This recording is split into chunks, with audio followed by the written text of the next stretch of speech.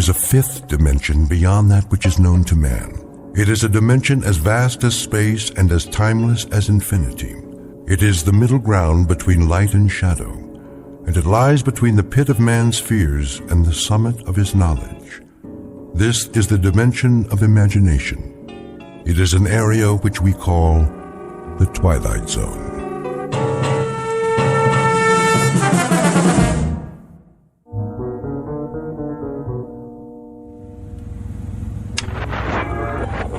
Finally. Darn this radio. Voice of America International Broadcast. And now the news. Victims continue to pour into refugee camps as the bombing continues. Please. I can hear them in the night. I can hear them in the daylight. They're coming for us, but they'll have bodies to step over. More bodies than they can count. There will be no survivors. The road of the righteous shall not be breached, nor illusion tempt thee from thy path. They are coming for you. Remember my words and make your peace, brothers and sisters, because no one gets out of here alive. Have you ever driven cross-country? I don't know what I was thinking, but it seemed like a good idea at the time. Get away from it all, see the USA. Except that it's more than you bargained for. You try to keep a schedule, so you push yourself. You eat when you can, and keep the gas tank full. But you'd swear it's never going to end.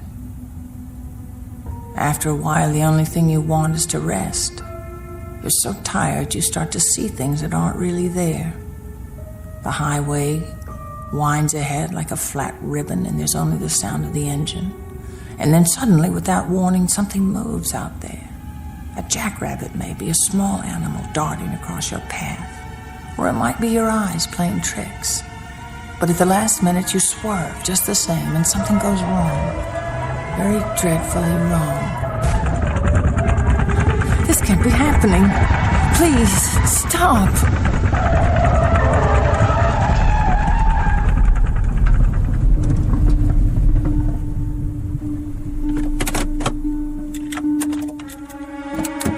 Help! Somebody help!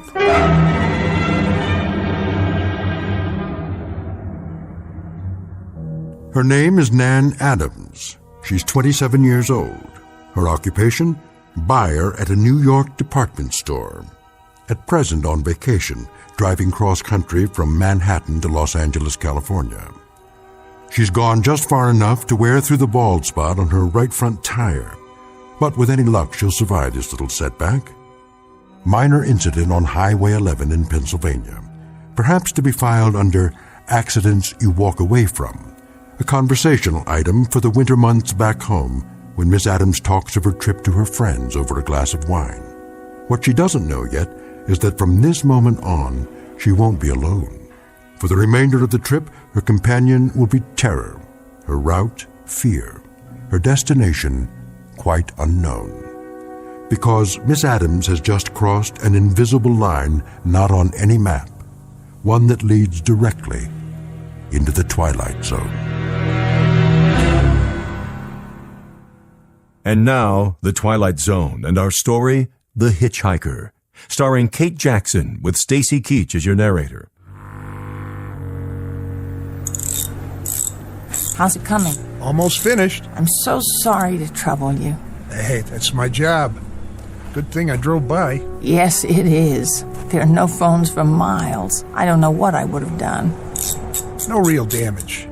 At least you didn't flip the car. Thank God. Just let me tighten these lug nuts here and you're on your way.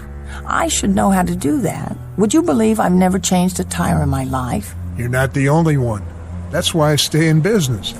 Lots of flats out here. That, vapor lock, cars that overheat, run out of gas. Keep a 5-gallon can in the truck. I don't know what happened exactly. How fast were you going, lady?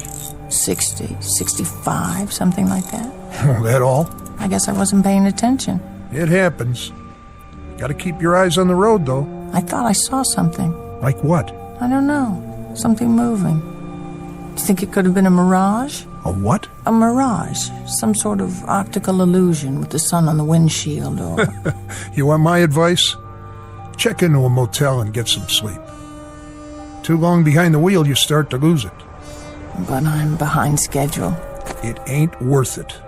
You see those skid marks? 65 miles an hour and you hit a blowout and hit the shoulder? Soft as pudding. Lady, you're on the side of the angels. By rights, you shouldn't need a mechanic.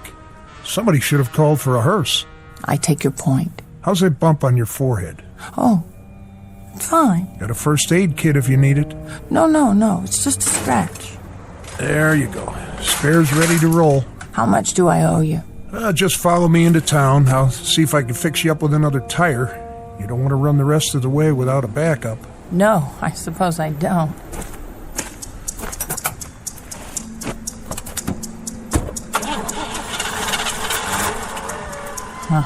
Oh, great.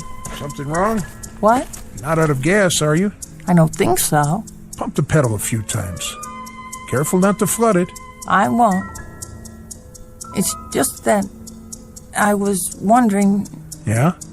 That man. Man? Over there. I don't know where he came from, but shouldn't one of us give him a ride? He looks like he needs it. What man? Behind us, about 50 yards. I can see him in my rearview mirror. He's watching us. I don't see anything. Oh. Well, neither do I now. I could have sworn somebody was standing there by the side of the road. You see what happens when you try to drive straight through? Come on, we'll get you fixed up at the station. Yes, of course.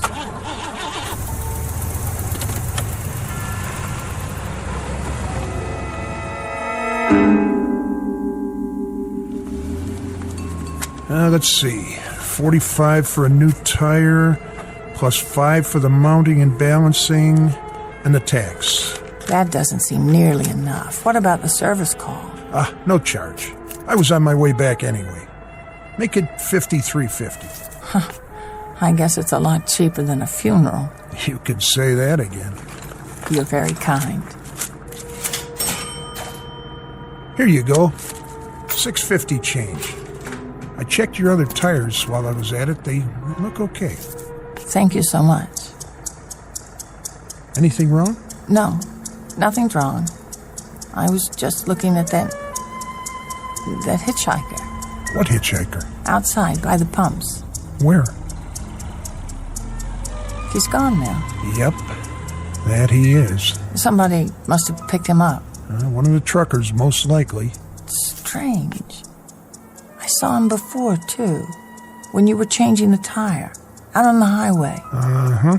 I'm sure it was the same man. Must have gotten himself a lift then, too. Right after we passed him. Yes. That must be it. Well, I'd better get going or I'll never make L.A. Shouldn't be too hard. Brand new car, good weather. Ought to make it easy. Better take a rest first, though. I can't. I'm already a day late. Get some food in you at least, if you want to make it in one piece. Yes, I... Look at that. Huh? He didn't get a lift. He didn't? I just saw him again. You saw... The hitchhiker. Oh, well, it's no business of mine. That's the truth. Thanks very much for all your help. Okay, miss. Have a nice, safe trip. Thank you, I will. Hitchhiker. What's she talking about anyway? I didn't see no hitchhiker.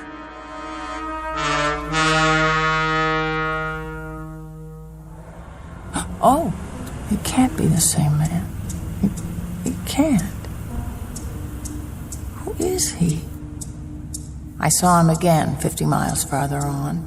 It was impossible, of course, but I did. And then again on the long, straight stretch through Virginia. Not menacing, really. An ordinary man. If anything, drab. A little mousy. Just a shabby, silly-looking scarecrow man. I shouldn't even think about him at all. But it's the coincidence of the thing. The fact that wherever I go, there he is. And I think he sees me. His eyes are always turned my way. Is he smiling? Why? Whenever I stop, I see him. No matter how far I travel or how fast I go, he's ahead of me. He's always ahead of me.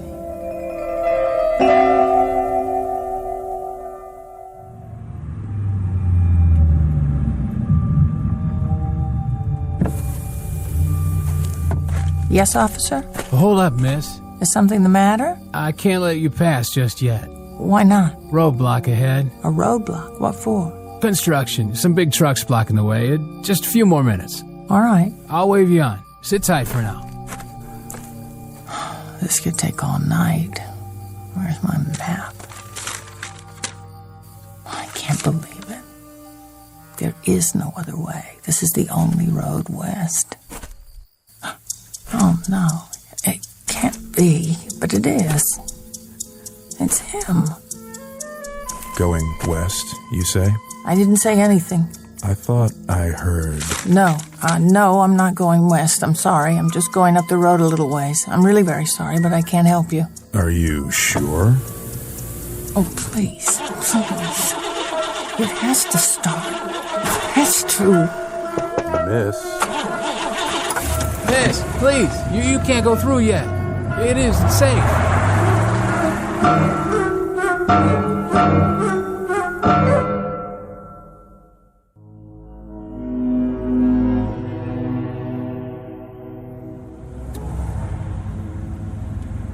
I'm on the turnpike now, a more secure feeling.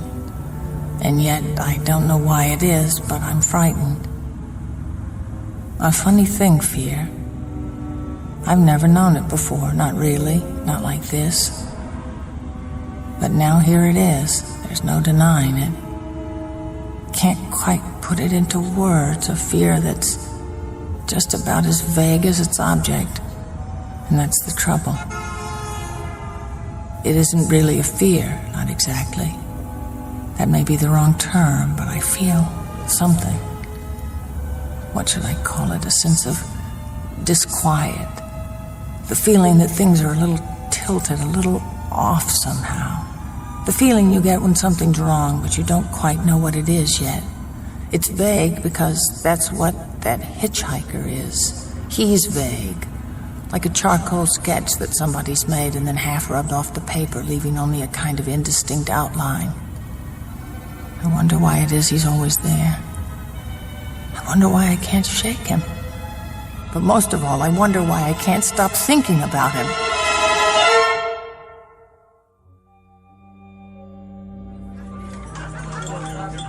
It was the kind of place you never expect to find in the middle of the night. Bright lights, people, ordinary people, talking about ordinary things, even making jokes. I felt safe again for a time. Part of me didn't want to leave. Dessert, miss? What did you say? Still got some pie left. Apple, blueberry, lemon meringue. Well, let me check on the apple. Trucker came through a little while ago, ordered 3 pieces with ice cream. I'm sorry, No, thank you. Sure? It's mighty good. More coffee? Sure. Ought to have more than coffee, though. I guess I don't have much of an appetite. Driving alone? Yes, I am. Where to? All the way to California. Whew, no kidding.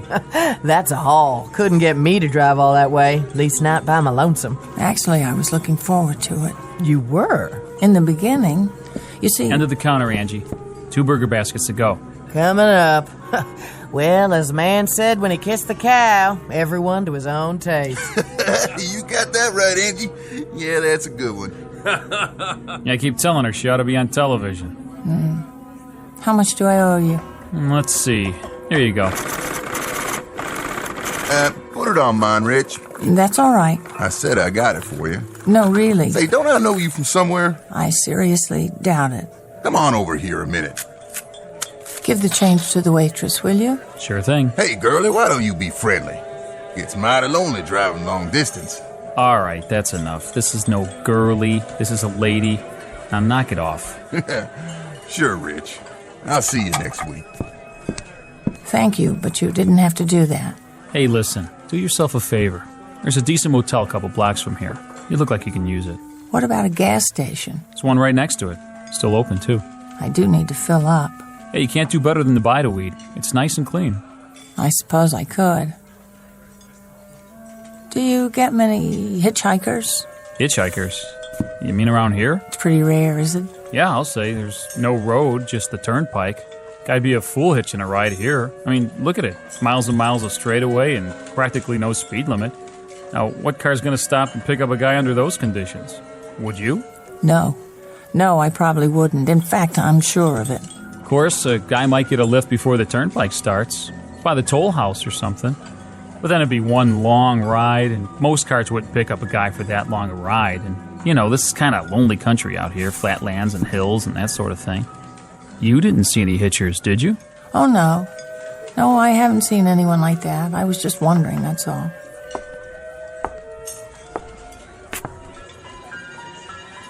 Anything wrong, miss? Oh, I don't know. I was just thinking. Something on your mind? I was just thinking how good it'll be to stop driving. It's getting so that I actually hate that car.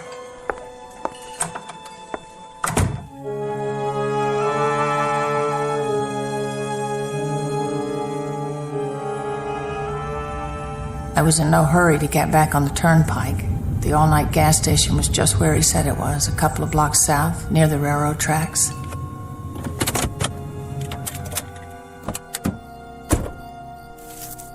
There was no one around, no one at all.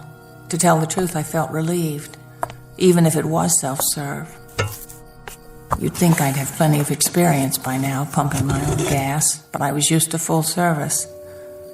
There was only a little booth where you pay when you're finished. It's not working. Can someone please show me how to start the pump? Hello? Hello in there? Please, I want to buy some gas.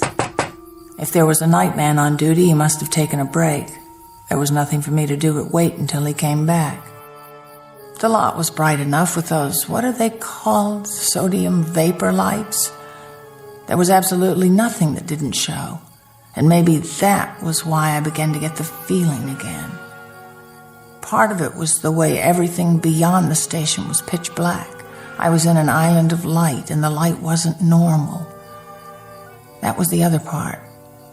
Sodium vapor bulbs put out a kind of orange glow instead of white, so some things take on a different color. My skin, for instance, it was, well, a sickly green. I stood there looking at my arms and hands and listening to the traffic on the turnpike, and I felt it before I saw it, felt it and heard it. It's him. I know it is. Where is he? Where? Get away from me! Do you hear me? Stay back!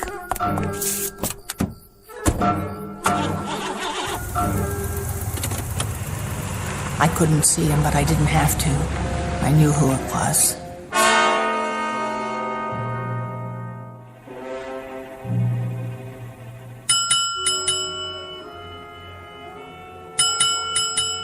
Yeah, can I help you? I need a room. For how long? Till morning. Just you? That's right. Fill out this card. I wonder, could I see the room? Huh? What for? They're all the same. If you don't mind. Come on, then.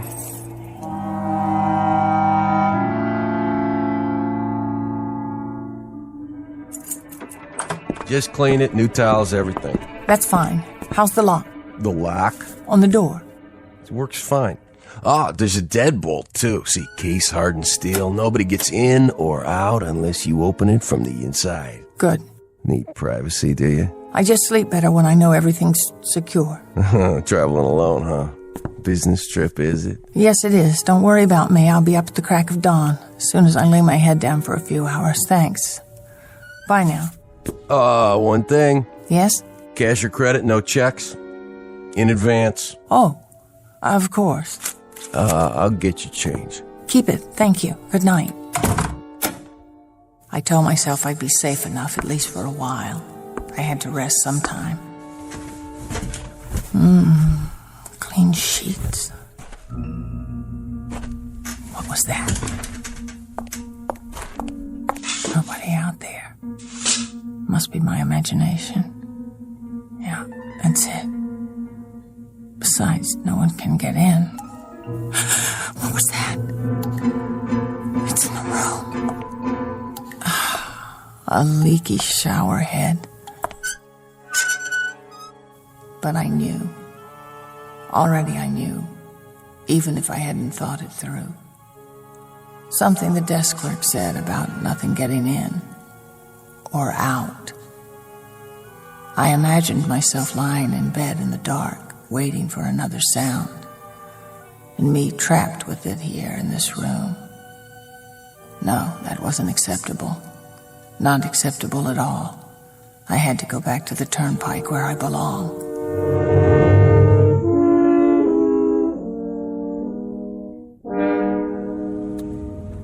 Good, the on-ramp. All I have to do is cross the tracks.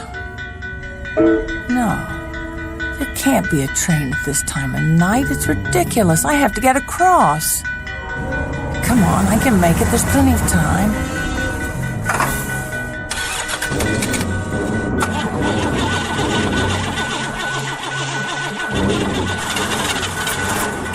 This going my way?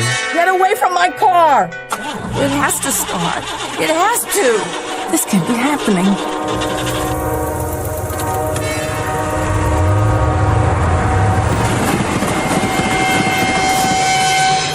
It was him.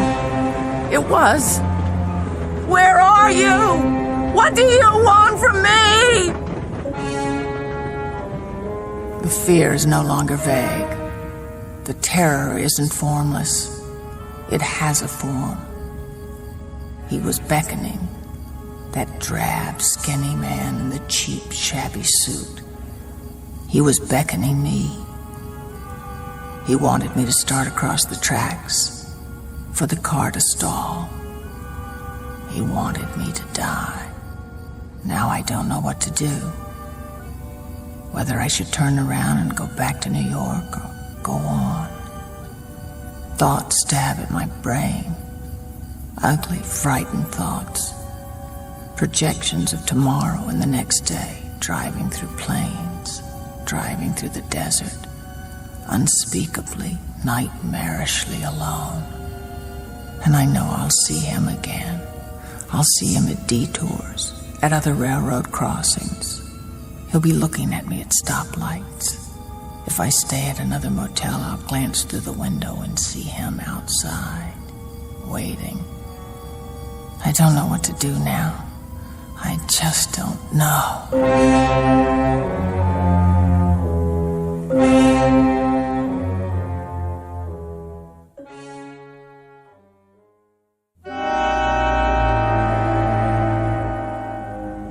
3 days and 3 nights now.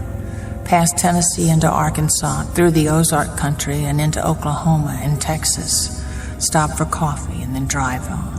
Stop for food and drive. Stop for coffee and the routine goes on. Towns without names pass by. Landscapes without form. The numbers on the dashboard clock change and I don't even see them. Now it isn't a trip, it's flight. Route 80 isn't a highway anymore, it's a means of escape, so I keep going. Conscious of only one thing, I've got to get where I'm going before that hitchhiker closes in.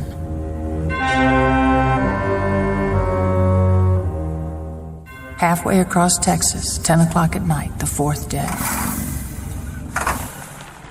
The engine stops, and I sit there in the front seat chilled with fear. And I can hardly believe it. Out of gas. I can't believe this. I should have stopped earlier, and now it's too late. Wait. That sign. Yes. Gas eats 500 feet. I can see it from here.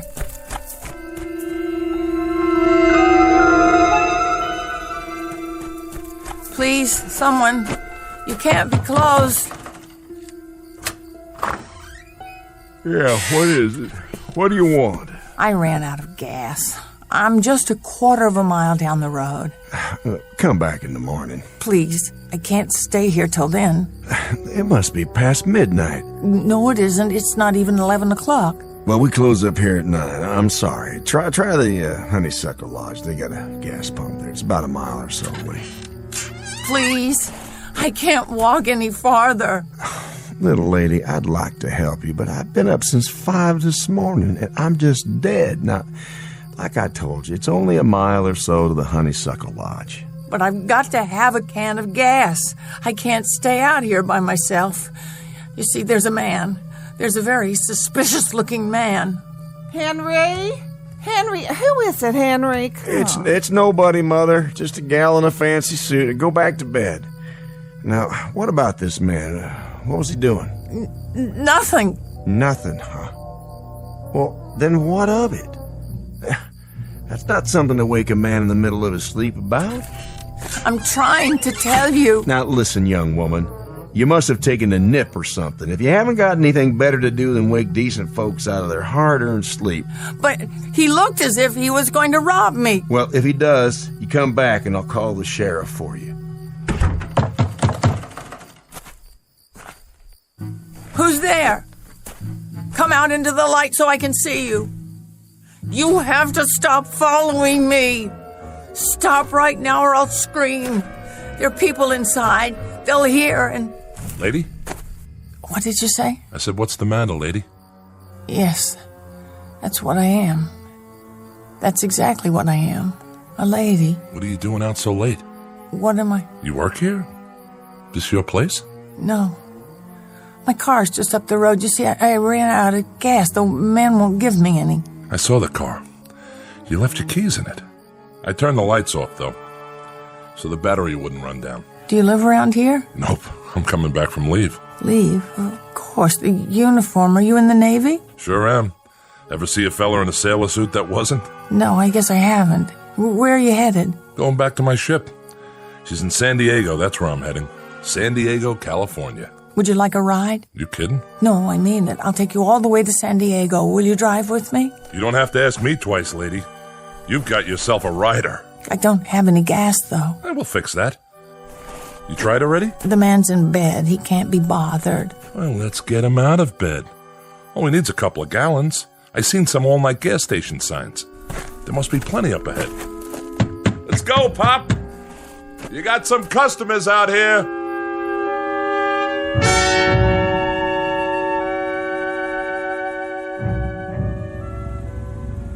I can drive if you want. Oh, that's all right. I'm used to it. Mind if I take off my shoes? My feet feel like 2 hot bricks. You go right ahead. Oh, I keep thinking I'll wake up or something, middle of the night. No cars, no nothing, and who do I meet? A lady who looks like a movie star. Hardly. Brand new car and a ride all the way to the coast. When I tell the guys back on this ship, you know the odds for even one guy believing me? I'll write up an affidavit for you and we'll get a notary to sign it. Anytime. You hitchhike much? I'm back and forth on leave. It's tough sometimes in the open country. Trucks aren't so bad. They'll pick you up. But you have trouble with cars. People in cars don't like to pick up hitchhikers at night. I suppose not. But I'll bet if you got a good ride in a nice car, you could go places faster than, say, a person in another car. I suppose. Take me, for instance. Suppose I'm driving across the country at a nice steady clip of about, say, 55 miles an hour. Well, couldn't a guy like you, just standing beside the road waiting for lifts, beat me to town after town? Provided you got picked up every time in a car going 65 to 70 miles an hour? I guess. Maybe he could and maybe he couldn't. What difference does it make? Oh, it's no difference. It's just kind of a crazy idea I've had after so long in this car. That's one way to pass the time. Oh, no! What's going on? What's the matter? Did you see him? See who? That man. What man? The one who was standing beside the barbed wire fence. I didn't see anybody. There wasn't nothing but a bunch of steers in the moonlight. What do you think you're doing? Trying to run into a fence post? There was a man, a gray, thin kind of man with an overnight bag in his hand. You must be overtired or something, lady. There was nothing there but some cattle and a fence. I saw him. In fact, there he is now. Hey, give me that wheel.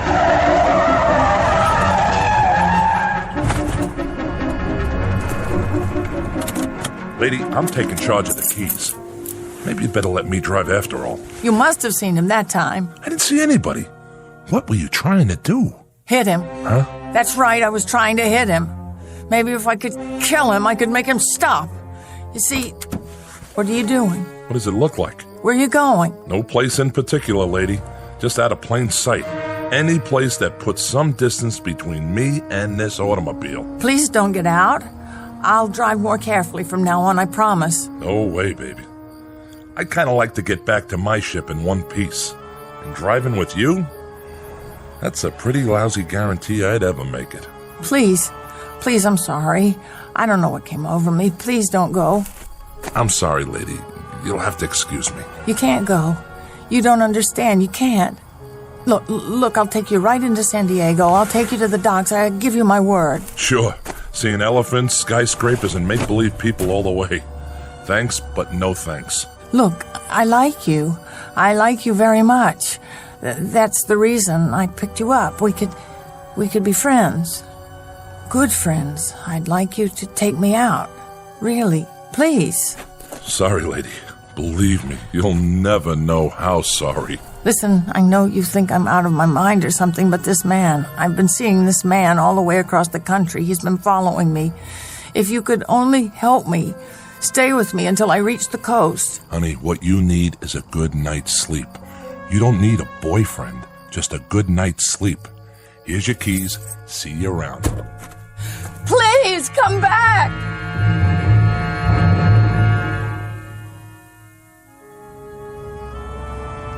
There is nothing to do but drive on into the next day. As the air grows warmer, the car gets hotter than it ever has, and you begin to wonder if the tires are going to melt. The windshield colors over with smashed insects, wasps and bees and dragonflies, all stuck to the glass.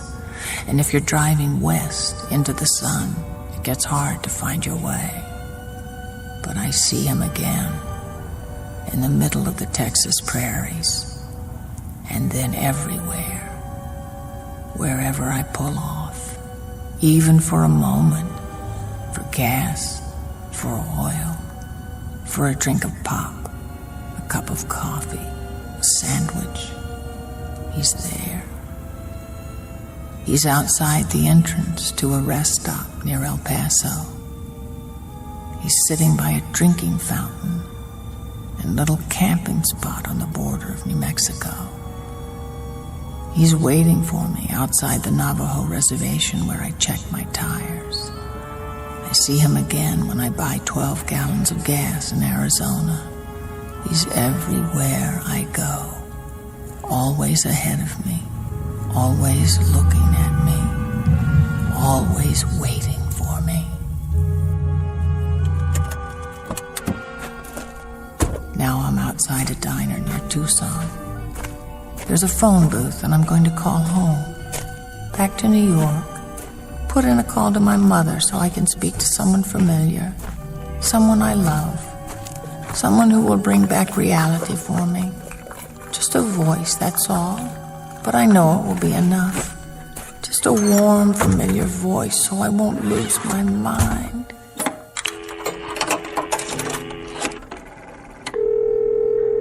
Operator. I'd like to make a call to my home in New York City. What is the number, please? Trafalgar 41098. Thank you. That'll be $3.60 for the first 3 minutes. Oh, I seem to be short. I thought I had enough. $3 and... I could go inside and get change. Look, can't you put it through? I have to talk to my mother. Would you like to call collect? Yes, that's it. Thank you, operator. What number are you calling from? Wait. There's no number. It's been scratched off. If you can't give me the number... Don't hang up. Here, I found some coins. I'll put them in now. 50 cents more, please. Yes, I know. I've got it. Thank you. Go ahead, please. Mrs. Adams' residence. Hello? Hello, Mother? This is the home of Mrs. Adams. Who did you wish to speak to? Who's this? This is Mrs. Whitney. Mrs. Whitney? I don't know any Mrs. Whitney. Is it Trafalgar 41098? Yes. Where's my mother? Where's Mrs. Adams? Well, Mrs. Adams is not at home. She's still in the hospital. The hospital? calling? Is this a member of the family? What's she in the hospital for? She's been bedridden for 5 days. Nervous breakdown. Who is calling? Nervous breakdown? But there's nothing wrong with my mother. She's never had any problems. It's all taken place since the death of her daughter. The death of her daughter? What are you talking about? What do you mean, the death of her daughter? Who is this? What number is this? It's all been very sudden. Nan was killed just 5 days ago in an automobile accident in Pennsylvania. A tire blew out and her car turned over. Please deposit 60 cents more if you wish to continue this call. Please deposit 60 cents. Please deposit 60 cents. Please deposit 60 cents. Very odd, but the fear has left me. I'm numb now. I have no feeling. It's as if someone pulled out a kind of plug in me, and every emotion, including fear, is drained away. And I'm only a cold shell. I'm conscious of the things around me, the vast, soulless night of Arizona, the frantically blinking stars that look down from the darkness. Ahead of me stretches 1,000 miles of empty mesa, mountains, prairies, desert, and somewhere among them, he's waiting. Somewhere I'll find out who he is and what he wants. Though just now, for the first time, looking out at the night, I think I know. I know that he's here now, without even looking in the rearview mirror. I believe you're going my way. Yes. Yes, of course I am.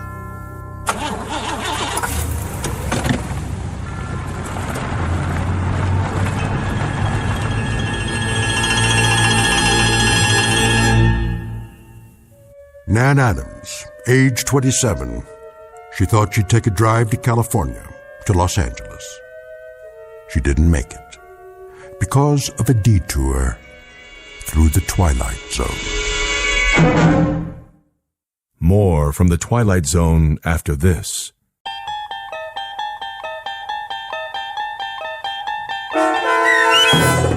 The Silence, starring Chris McDonald with Stacy Keach as your narrator, was adapted for radio by Dennis Etchison and written for the Twilight Zone by Rod Serling.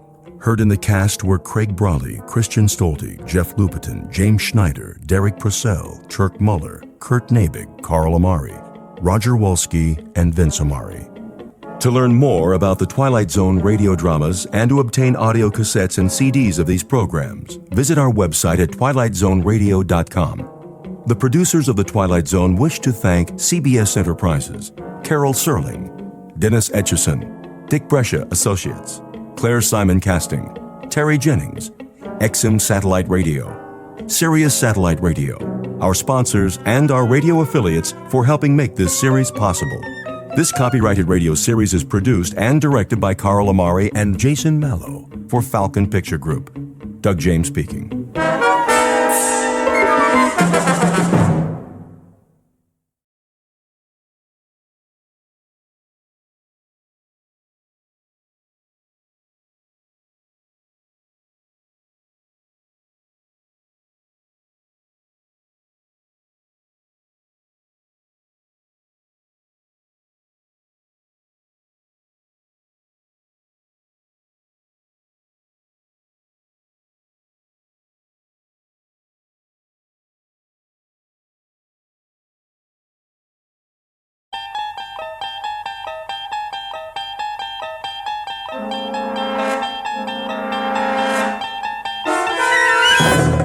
You're traveling through another dimension.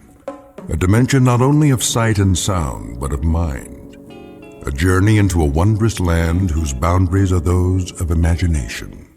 Your next stop, the Twilight Zone.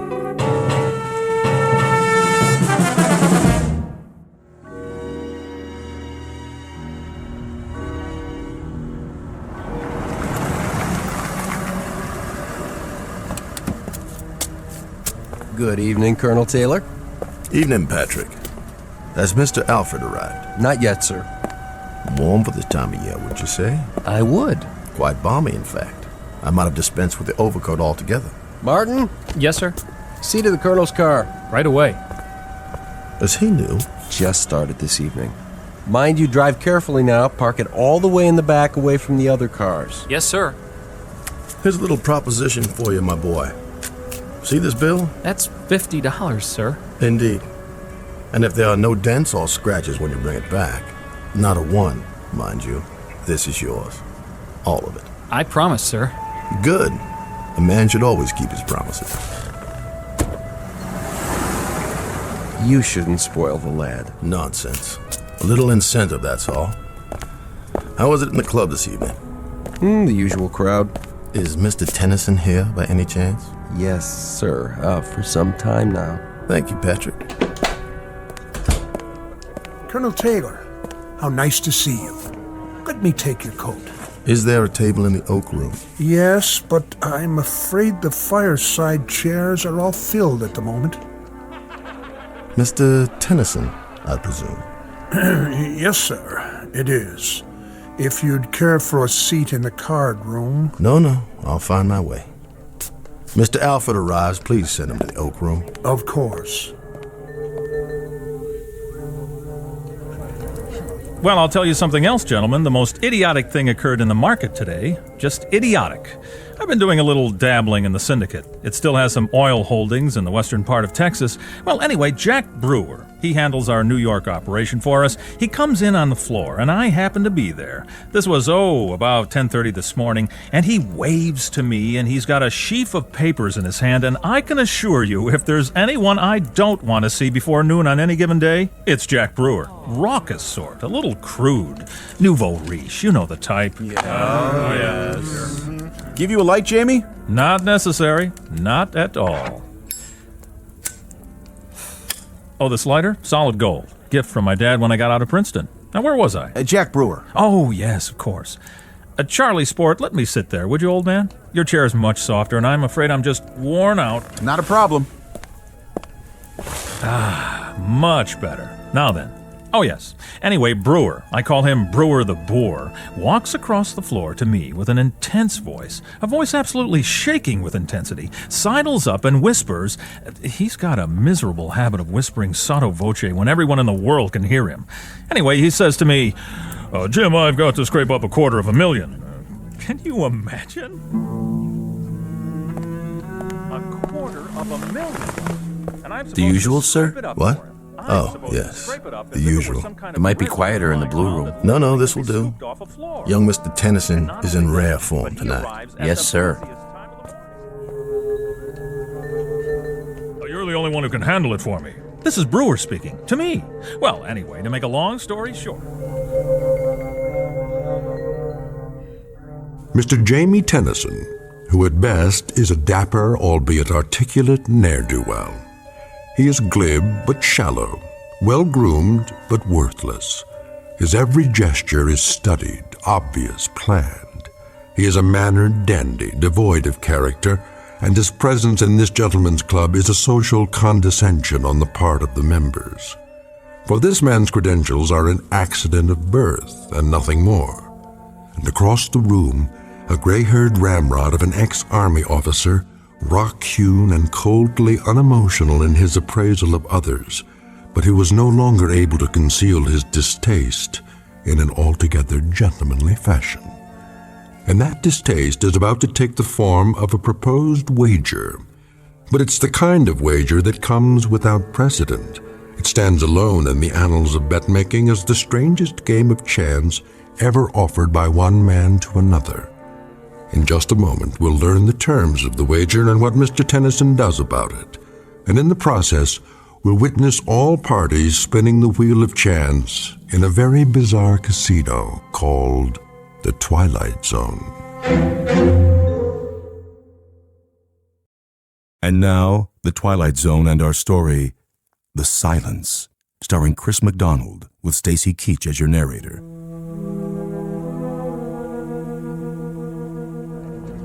$250,000, mind you. And I'm supposed to scrape it up for him. I'm supposed to scrape it up as if it were some kind of residue lying around that literally can be scooped off a floor. There you are, Alfred. I just got your letter. Sit down, please. Look, Archie. Shh. Our young friend is discoursing again. The opening salvo and then the attack. That may well be. The only thing worse than his loquaciousness is his transparency. In about 30 seconds, Alfred, he'll very nonchalantly request a loan, a sizable loan, from anyone within earshot. Mark my words. The letter you sent me is the most incredible thing I've ever read. Is it? You must be out of your mind. Not at all, but that's a medical appraisal. What I'm looking for from you is legal advice. Archie, we're old friends, but I must tell you. My communication to you, Alfred, was not as an old friend. It was directed to you as my lawyer. Is the wager I have in mind legal? No wager is legal in this state. Is it against the law, then? Is there anything criminal about it? I don't see anything criminal in it, no, but the thing is so incredible. In substance, that's what I wanted to hear from you. Franklin? Yes, sir? Would you take this over to young Mr. Tennyson across the room there? Tell him it's from me and ask him to read it immediately. Why, all right, sir. Well, as I'm sure you know, gentlemen, I'm familiar with the plastics business inside and out. Inside and out. And Brewer has obviously stumbled upon a golden goose. But the man is just too incredibly stupid to know what to do with it. Can you imagine what I could do with $250,000 in this kind of deal? Well, I'll tell you this. I can treble it. I can quadruple it. With an initial investment of $250,000, I can take this plastics thing and I can... Excuse me, Mr. Tennyson. A note for you, sir. From Colonel Taylor. Just put it down there, Franklin. Now then. Excuse me, sir. The Colonel's instructions are that you read it immediately. I beg your pardon? The Colonel, you say? Across the room, sir? Yes, the Colonel. He's waiting, sir. Oh, all right. Let's see what he has to say. What's the matter, Tennyson? He looks like he's seen a ghost. Why, this is just absolute nonsense. What about it, Tennyson? See here. Yes? Is this some sort of joke? I mean, really, Colonel. If it's a joke, then I suggest you're employing a sense of humor that's quite beyond me. It's not a joke, Tennyson. You know me reasonably well. Humor is perhaps the least developed aspect of my character. You're in earnest, then? Oh, quite in earnest. What's it all about? Come on, Tennyson, let us in on it. Yes, please. The suspense is killing us. Would you mind terribly, Tennyson, if I acquainted the gentleman with my proposition? That's quite your business, Colonel. Quite your business. But I do believe you will make yourself highly suspect. I'll take the risk. I propose a wager with Mr. Tennyson here. A wager that takes the following form. I bet Mr. Tennyson $1 million that he will be unable to remain silent for 1 year. What? Surely you're not serious. He's joking. The wager carries with it the following conditions. He will be placed in a room to be observed by me or anyone else at their discretion. He will not be permitted to speak a word for a period of 12 months. Not a single syllable. He will be supplied with food, television, books, anything he wants by way of diversion. But he will make his wants known by pen and paper, not by voice. Incredible. Are you pulling our legs? $1 million? I don't believe it. What about it, Tennyson? First, let's establish that you're quite serious. Beyond any doubt. Then, may I ask the purpose of this wager? That should be obvious. That is, to anyone but you. I'm afraid it eludes me, Colonel. So perhaps you'd be good enough to explain to me why you're willing to risk $1 million? Risk? Hardly a risk, Tennyson. Well, hardly a risk at all. But if the wager is genuine... What I'm about to say would horrify the average man, but to someone as insensitive as you, it will probably mean nothing. Oh, is that right? I dislike you intensely, Tennyson. It goes well beyond the normal distaste I would feel for anyone without manners, without breeding, without principle. Beyond and much deeper. You've become a call celeb with me. Your voice has become intolerable. See here. Each night I sit here and the sound of it makes me wince. I cannot ask you to leave the club because I don't have the right. So, the thought occurred to me that I would be happy to risk, as you say, a large sum of money, just to have quiet. You see, Tennyson, you couldn't possibly remain silent for a year. It's not in your nature. You're a shallow, compulsively talkative, empty-headed ne'er-do-well, and to remain silent would destroy you. Your kind has to seek out an audience. So what I assume will happen, what I more than assume, I fully expect, is that you will very likely be able to withstand the pressures for 3 or 4 weeks, perhaps a couple of months, and then you'll have to succumb. Again, that's your nature. So you won't cost me anything, but what I'll derive from it is a month or 2 of delightful and very precious silence. What about it, Tennyson? Appeal to your sporting blood? Oddly enough, it does. It does appeal to my sporting blood. And that, of course, is patently ridiculous. There's nothing sporting about you, Tennyson. But I happen to know you're rendering your nightly financial folderol because you're in desperate straits. You've run out of your inheritance, and your debts are insurmountable. In short, you're a desperate man, and you do just about anything for money, except, of course, to remain silent for 1 year. Colonel, if this were Europe and the company were a bit more sophisticated, I should be forced to invite you outside for the things you've just said. Would you now? Yes, but the ground rules here are somewhat different. As it stands, I can either ignore you or call your bluff. I'm going to do the latter. I accept your wager. Careful, Tennyson. Surely not. Watch what you're agreeing to. Just a few more questions. Where am I to be incarcerated? In the solarium upstairs. It's no longer being used. With the permission of the Board of Governors, I'll have some work done on it. It will be a glass-enclosed living room with a private bedroom and bath that will remain unobserved. Around the room will be placed microphones which you're to leave untouched. Your every movement will be recorded, and of course, as it follows, so will your voice. In the event you decide to give up, you will permit me or anyone else to observe you at any time. When will this start? I've been planning this for quite a while, and I've made all the necessary inquiries. The room can be constructed by tomorrow night. Oh, Archie, for the love of... You will enter any time after 10 p.m., and at 10 o'clock on June the 3rd of next year, you can leave the room. I'll have a certified check in the amount of $1 million waiting for you, assuming the impossible happens and you have remained silent for the full 12 months. Well, Tennyson, your questions answered?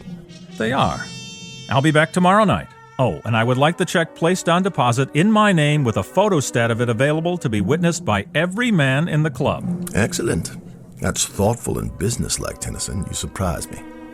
That would be the normal procedure in a pawn shop or a fish market, but not in this club and not with me. My credit happens to be as well known as my honor, Mr. Tennyson, as any member in this room can attest. There will be no check placed on deposit. You will have to be satisfied with my word. Very well, then. So this will be a contest between my courage and your credit. And a year from now, 1 year from tomorrow's date, both can be proved beyond the shadow of a doubt. Precisely. Get my coat, Franklin. By all means, sir. Immediately. Until tomorrow, then, Colonel. And may the better man win, most definitively.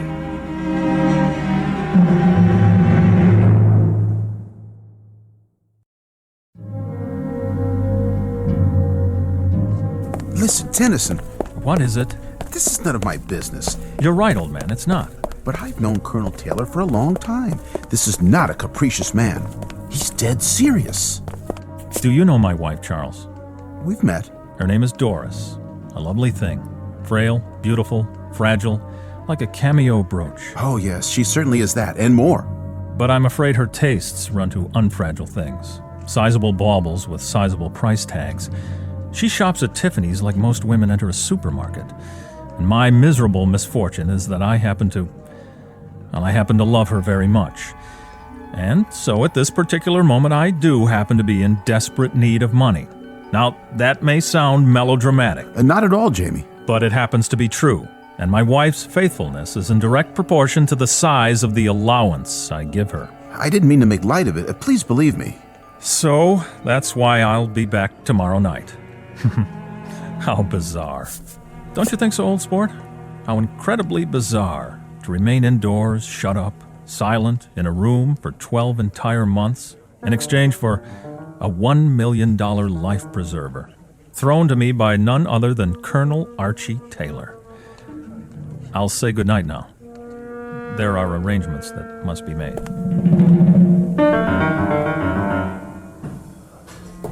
How's it coming, gentlemen? Right on schedule, Mr. Taylor. Almost finished. On the plumbing, the electrical outlets.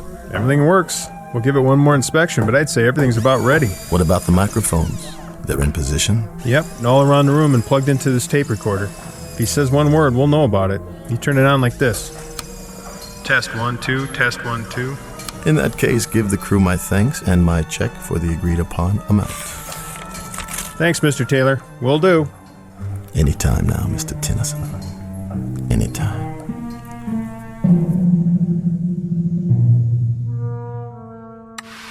Hey, Debbie, get back in the flying saucer. Here come those booty men. Hey, no problem. Trouble rolls off my back. Tonight on Classics Revisited, we bring you the BBC's dramatization of that timeless masterpiece, Peter Ibbotson. Masters of Darkness and our terrifying story, Down There. Money got you down? Pick up the phone and dial now for the lowest interest rates. Do not attempt to adjust your television set. We control the transmission. Tonight you will travel from the height of man's dreams to the absolute limit. What's the matter, Mr. Tennyson? Nothing on television to your liking? Perhaps you should try reading a book. It might be a new experience for you. Or does your taste run to ghost stories, science fiction, that sort of thing? If you prefer, I could stock your bookshelf with trash like that, bestsellers, even erotica, something to keep a man's thoughts on other things. Excuse me a moment. Hello, Franklin. Mr. Tennyson's supper? Yes, sir. Eating well, is he? Appetite good? Well, not very much up to a week ago, sir. But he's eating very well now. Oh, nice. I'd like him to remain as healthy as possible. My conscience simply couldn't stand it if this experience damaged him in any way. Quite the contrary, sir. He seems in excellent spirits. And it's 9 weeks now. 9 weeks that he's been in there. 9 weeks. Really quite incredible. I gave him 4 to stick it out, 6 at the outside, but 9 weeks. A little more gristle there than I'd given him credit for. Yes, sir. Look at that, Tennyson. Dinner for 1. Everything cooked to perfection, I take it. Comfortable, sir? More wine, perhaps. What's the matter, Tennyson? Cat got your tongue? Or don't you believe in speaking to the help? Will there be anything else, Mr. Tennyson? I'll be back when you're finished, sir.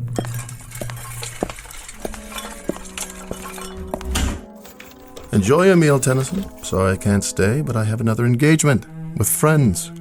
A lovely little spot downtown, so warm and friendly. Perfect for conversation. You understand, I'm sure.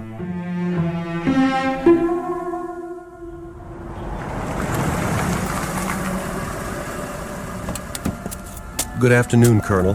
Patrick. I'll take care of your car, sir. I know you will, boy. Mr. Alfred inside, is he? Yes, sir. Have a nice lunch, sir.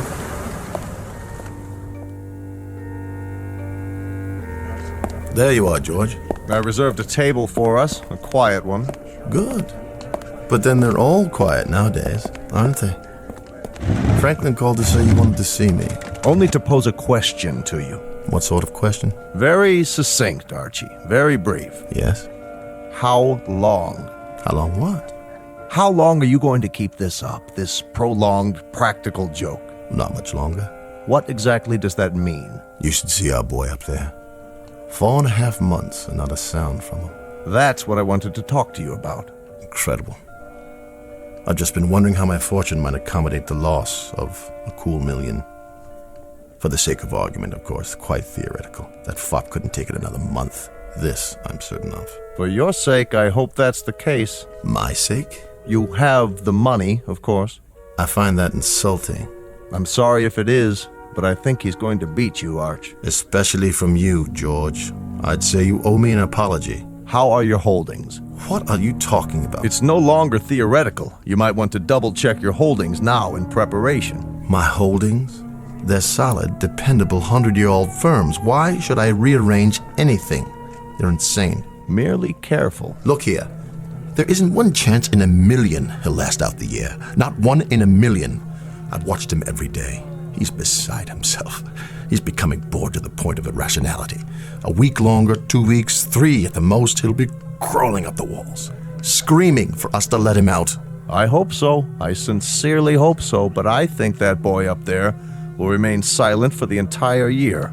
And I think you're going to owe him that cool million. Nonsense. I just hope you've got it. That's all. I'm not going to sit here and listen to this abuse. It's not in the least personal, only something I feel you need to hear from someone you'll listen to. The voice of reason, a word to the wise, that sort of thing. Then from now on, I'll thank you to disperse your wisdom elsewhere. Oh, for the love of... Consider yourself discharged. What? As of this hour and this day, you are no longer my attorney. But Archie... Goodbye, George. Goodbye to you, old boy, and good luck. Because by the look of things, I'd say you're going to need it.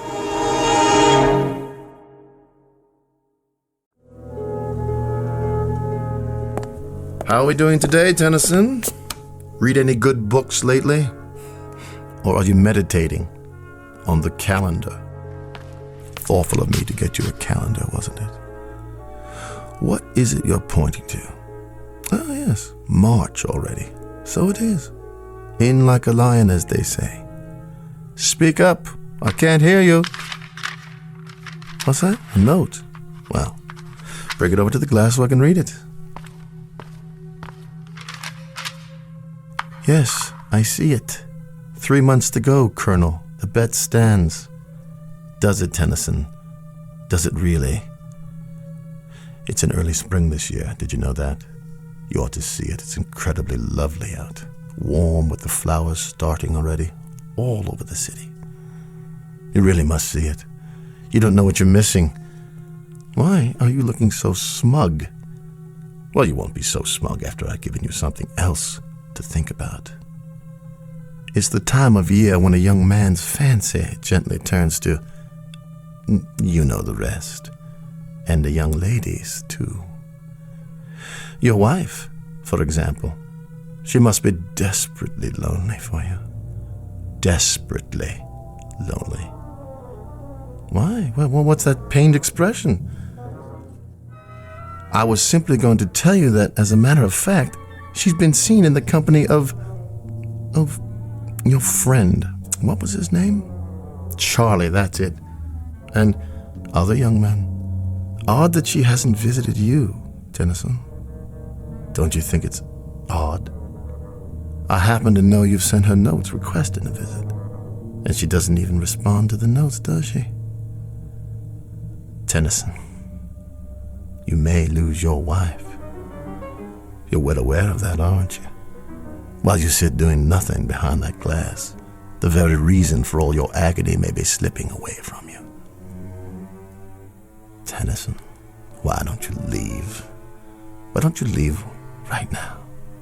It still might be possible to save your marriage if you act without further delay. Don't you walk away from me, you fool!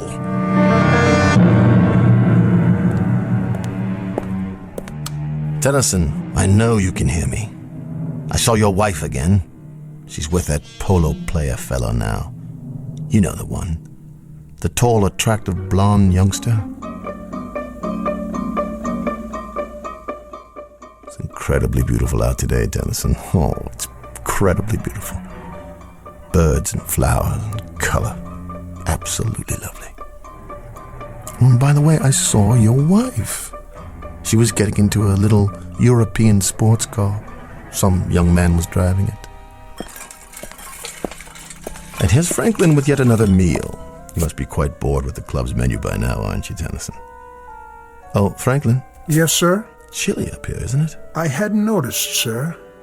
Perhaps. The thermostat, does it control the temperature in Mr. Tennyson's room as well? I believe it does, sir. Then I'll just turn it up for a while. I don't want you getting chilly, Mr. Tennyson. Certainly not. I want to warm it up for you. Nice and warm.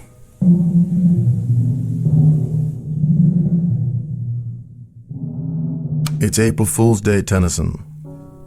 You remember April Fool's Day? I think it was named after you. Because only a fool would stay in there as long as you have, knowing precisely what's happening on the outside. Your wife, I mean, Tennyson. Your wife. She hasn't written to you, has she? Not a line. Not so much as a single response to any of your letters. What are you doing now? Writing another note? Why bother? I see you sweating. Why don't you tell me how uncomfortable it is? Why don't you ask me to get you out of there? I suppose I could read one more if you prefer. Let me see it through the glass. You monster. Is that the complete contents of your missive? That I'm a monster? Hardly. You do me an injustice, young man. All I did was turn up the heat. That's no violation of the terms of the wager. At no point did I indicate what the temperature would be during your confinement. As to other matters, I'm merely a chronicler of your events on the outside. I'm kind of your personal gossip columnist. Let's put it that way. Tennyson, this nonsense has to cease. You've got to get out of there. I could tell you some stories about your wife. Please don't strike the glass. You might have hurt your hand. Anyway, it's non-breakable. A kind of plastic, actually. But of course, you know all about plastics, don't you? Now, how about it, Tennyson? I might see my way clear to giving you $10,000. That would pay off a few of your debts and a little bracelet for the wife. Something to compensate you for months of loneliness. How about it, Tennyson? $10,000, man. $12,000. Say one word and I'll let you out. You're an idiot. You know that? You're losing your mind in there. I know you are. You're ready to crawl up the walls. Tennyson, listen to me. Make it $75,000 in cash. If you'll give up this ridiculous game and speak. Make it 100. No, 200. 250,000, Tennyson. Time is running short, boy. You can't stay in there another hour. Not another half hour. I swear to you, $250,000 in cash if you'll speak now. You accept? Hold it up. Let me read your decision. Go to... How dare you? You go there, boy. You! You will, I swear, if you don't act at once. I'm about to withdraw my offer. I'm counting down. Rather a monumental occasion, isn't it? I wouldn't have believed it. 1 year in that room and not a word out of him. 3 minutes is all the poor devil's got left now. 3 more minutes. Look at the colonel over there. Not the face of a happy man, would you say? At least he had the decency to show up. You're sure, George? I'm sure. This is straight off the wire, but it hardly matters now. 12 months ago, almost to the minute, you destroyed yourself.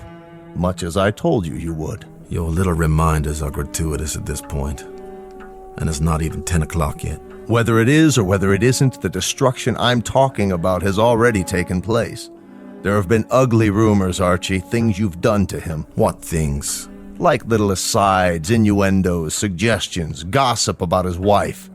Even intercepting letters he wrote her before Franklin could mail them. You place such a premium on honor, Archie. But you haven't acted like an honorable man. George, you don't believe Please don't go to the trouble of denying it. I'm sure much of it is true. But this ugly affair has proven 2 things, hasn't it? That the boy up there is stronger than you gave him credit for, and that you are considerably weaker. That boy up there. A weak, simpering, half a mind, a fop with no guts, no courage, no nothing. How could he have done it? How could he have done it? I might just as well have made it 2 million or 3 million. Somehow it was impossible from the beginning. Gentlemen, Mr. Tennyson.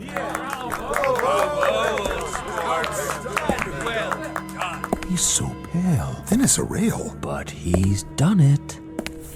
You hold out your hand to me, Mr. Tennyson. Not to shake it, I presume, but to receive payment. Well, sir, you have me at a disadvantage, a rather compromising situation. You forced me into a position of rather unpleasant candor, because it happens to be a fact that I'm a fraud, I don't have any money. I offered you $10,000 and then 12. The truth is, I would have had to go out on the streets to beg even that amount, let alone $1 million. I received a cable from London. Both the Birmingham Tool Company and Edinburgh Motors have filed suit for bankruptcy. Blue-chip companies. Every nickel I had was invested with them, and they no longer exist. In short, I'm busted. Broke. Yes, it happens also to be a fact that I have pride, bearing, taste, and exceptional breeding. But I've lost. Proving, Mr. Tennyson, proving that you are by far the more substantial of the two of us. I will naturally resign. You have both my resignation and my apologies. I will not ask you to suffer my presence any longer. Look at Tennyson. They won't let him walk out like this. He'll demand satisfaction. Talk to him, Tennyson. Tell him whatever you like. Your time's up. You can talk, gurgle, sing, chortle, anything you want. You've won the bet, son. What's he doing? Writing another note? But why? What is it, Colonel? What did he write? Why doesn't he speak? Let me see. It says, 1 year ago, I had the nerves that my vocal cords severed. Good Lord. He's opening his collar to show you, Archie. There are the scars on his throat. I underwent this surgery because I knew I'd never be able to keep my part of the bargain. For the love of God, man. For the love of God.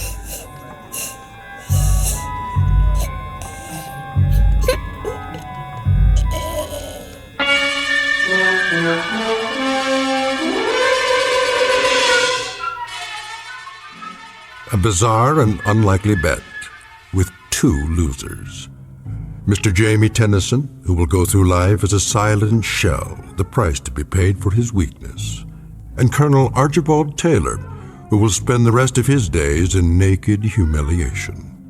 The cost to him for all of this is the most precious possession he owned, his pride.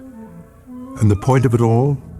Simply that two men discovered somewhat belatedly that gambling can be a most unproductive pursuit. For somewhere beyond these two, a wheel was turned, and both their numbers came up. The number was Black 13. If you don't believe it, ask the croupier, the very special one who handles high-stakes roulette in the Twilight Zone. More from the Twilight Zone after this.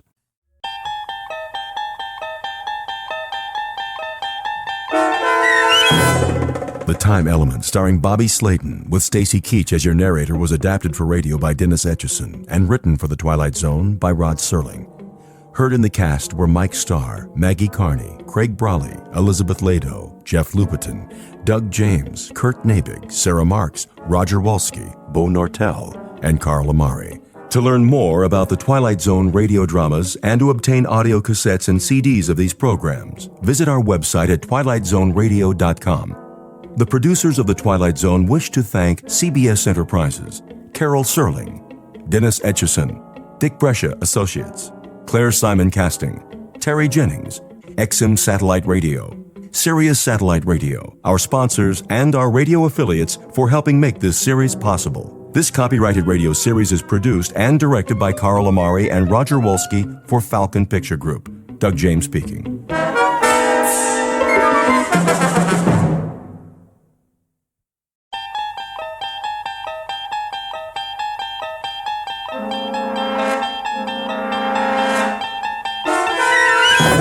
There is a fifth dimension beyond that which is known to man.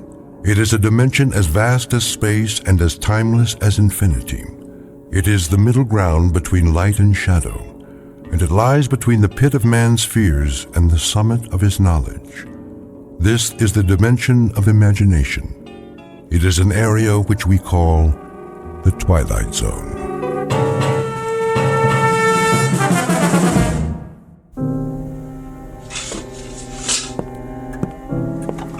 Now, Mr. Jensen, I think I have the basics here. Oh, yeah? 41 years old, unmarried, no physical ailments, No previous visits to a psychiatrist? No previous arrests either, okay?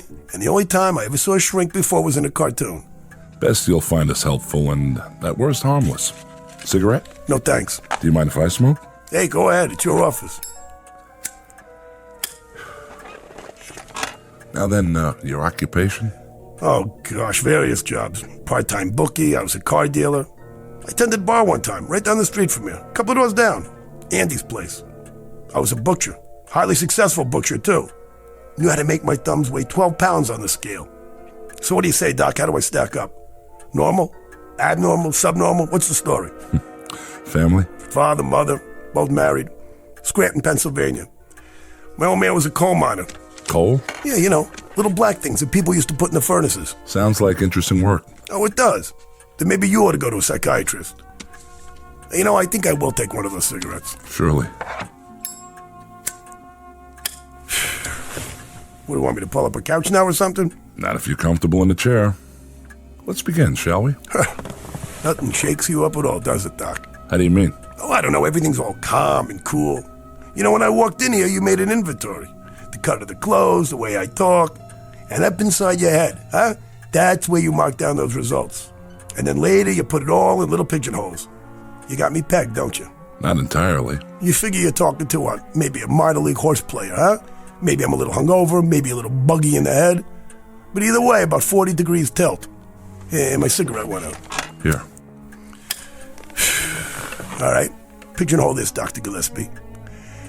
If said minor league horse player tells you some half-witted story, can you tell him if he's maybe off his rocker?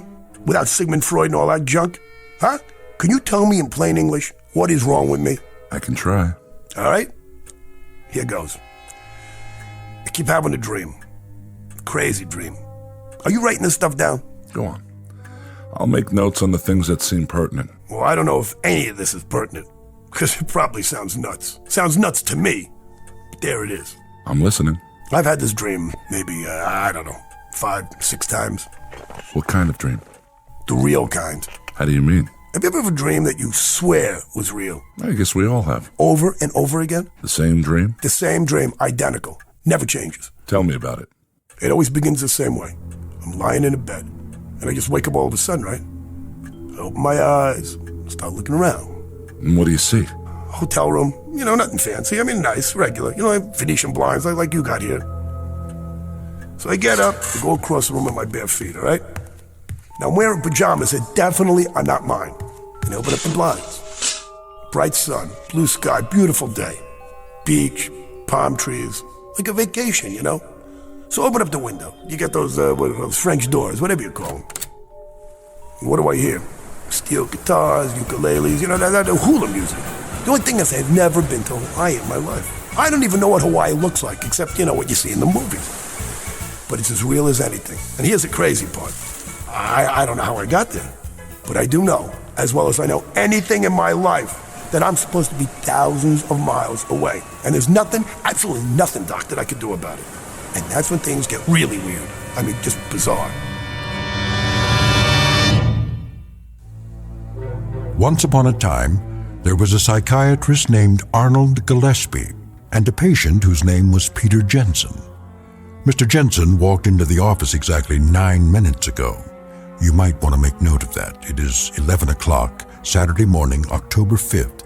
You might want to make note of that, too, very specifically. It may seem trite to be so specific about the hour and the day, but in this case, it's of extreme importance. Because this isn't just a story about a man with a recurrent dream, one whose meaning the good doctor is about to help him unravel and sort out. Nothing so simple. Involved in this story is something new, not found in any textbook, Freudian or otherwise. Something we'll call, for want of a better term, the time element.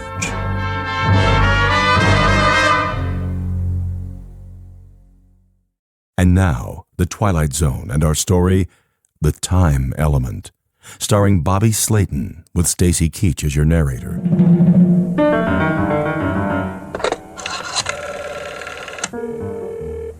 Front desk.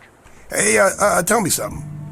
So, I got in pretty late last night, didn't I? I beg your pardon, sir? I asked you if I got in late last night. this 206? I don't know. Is it 206? I really don't know, Mr. Jensen. I wasn't on duty last night. Yeah, how about a morning paper? Oh, should be one in the hall outside your door. Yeah, thanks. That's perfectly all. What do you call this place anyway? Sir? Well, was that such a hard question? I just asked you the name of the hotel. Do you work here, pal? Or what, are you just inspecting the kitchen or something? Why, this is the Royal Hawaiian. Are you sure you're in the right hotel, Mr. Jensen? That's a good question.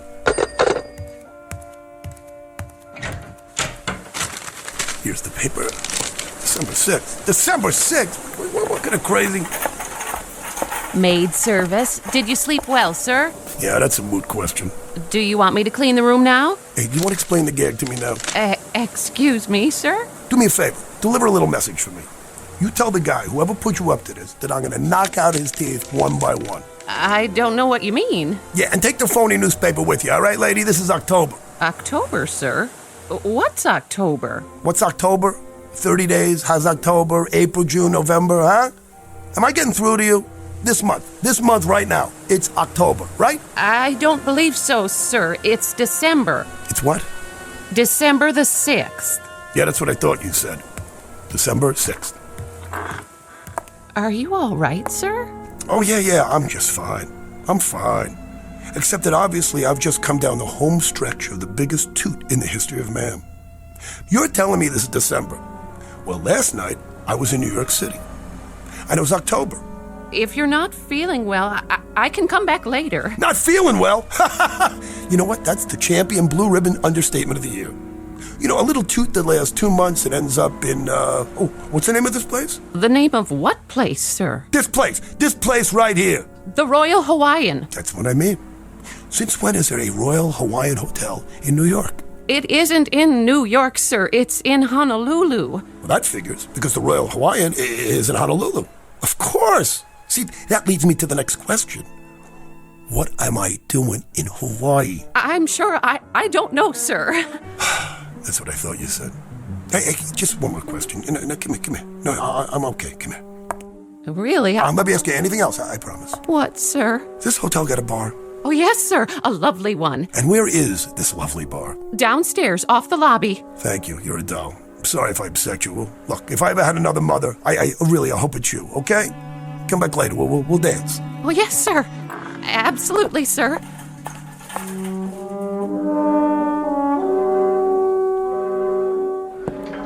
How you doing, pal? Hello, sir. Bar's pretty crowded. I can show you to a booth if you like. There's one by the window. No, I want to sit at the bar. There are no seats left at the bar, sir. Look, let me ask you something. The President of the United States comes in here, wants a seat at the bar. You'd have one for him, wouldn't you? I suppose so, sir. Sure you would. Why? Because he's your commander-in-chief. But I guarantee you he's not going to be here today. So you know what? How about if I take his stool? Well, not my commander, but still. Not yours? What does that mean? This is the United States of America, right? No, sir. It's Hawaii. Yeah, that's what I just said. Hawaii. Are you a state or aren't you? A state? Hardly. That's one thing that will never happen. Is that right? Well, you know what? Why don't you take a look at the history books? Because for your information, buddy, Hawaii became a state in 1959. What do you think of that? 1959? Well, that's very funny. Yeah, well, you're not funny, all right? Bloody Mary, please. That stool's occupied. Yeah, by who? The Invisible Man? Guy just stepped out. And you know what? I'll keep it warm for the guy. Give the gentleman a drink. Yeah, I want the tomato juice really anemic with lots of vodka, huh? Maybe 5 fingers, huh? You're the boss. Sure, baby. We'll take a walk on the beach. Then we can have lunch in the room. Sounds swell. That's better. Keep 'em coming, my boy. I'm on the last lap of the biggest binge in the world. Rough night? Rough night. Why don't you try 30 of them? Would you believe it? I passed out in New York a month ago, and this morning, I wake up here. I know the feeling. One time, I fell asleep at the Dublin airport, and when I woke up, I was on a British troop train going into Palestine. That really happened. Can you believe that? Good man. Hi, you two. Hi. I'd like you to meet my wife. Charmed. I'd like you to meet my drink. How do you do? You kids look like you're in love. How long have you been married? 1 day, 6 hours, and 12 minutes. No kidding. Never would have guessed it. Hey, bartender, you're from New York, aren't you? Born, bred, and raised. How'd you know? Because you got a picture of the great Fiorello LaGuardia. It's the best mayor New York City ever had. It sure is. Was. How's that? He was a good mayor. That's what I said. No. You said he is. Well, isn't he? He was. Because he's not here now, is he? No, I guess he isn't. He's in New York, where he should be. Yeah, because he's dead. I sure hope not. When did you hear that? Anybody ever tell you got a wacky, nutsy sense of humor? What are you, the argumentative type? No, not me. I just want to tell you that if you're trying to rib me, I'm going to come back there behind the bar for about 7 minutes, and you're going to be fixing all those Bloody Marys with a fresh supply of blood from a broken nose, all right? Hey, take it easy, mister. Let me buy you a drink. No. Let me buy you one, okay? Come on, around for the newlyweds. You know they're drinking champagne. Hey, what do I look like here? Deadbeat? Come on, give him champagne. 2 more. To the bride and groom. Long may she wave. Hey, bartender, over here. What'll it be? So what do you want for ship? You bet your life. Best one afloat. The Arizona. The what? The Arizona. Well, when did they dredge her out of the mud? Say. Don't get mad, honey. He didn't mean anything. Talking about my battle wagon, and she's never been close to the mud. Oh, she hasn't, really. Hey, buddy boy, let me tell you something. Got a lovely wife, but a lousy memory. And now you trying to tell me the Arizona was never sunk? I'm not trying to tell you, I'm telling you. The Arizona's never been sunk in her life. Never, huh? You know it. You know it, I don't, okay? I say she got sunk on December 7th, 1941, okay? And that's where she sits today, in the mud at Pearl Harbor, okay? Now, what do you think of that? What'd you say? I said... I have returned. I feel like a new man. And now that new man needs a drink, too. Oh, here's your newspaper, bartender. Another one of your liquid libations for me, please? Get off that stool. He was here before. Let me see that paper. Take it with you on your way out. Let me see this. Jap envoys to FDR. Hey, wait, what kind of paper is this, huh? What are you guys doing? Where'd you get this? The Honolulu Advertiser, Saturday, December 6th, 1941. You owe me for the champagne and one Bloody Mary. But it isn't 1941. Do you hear me?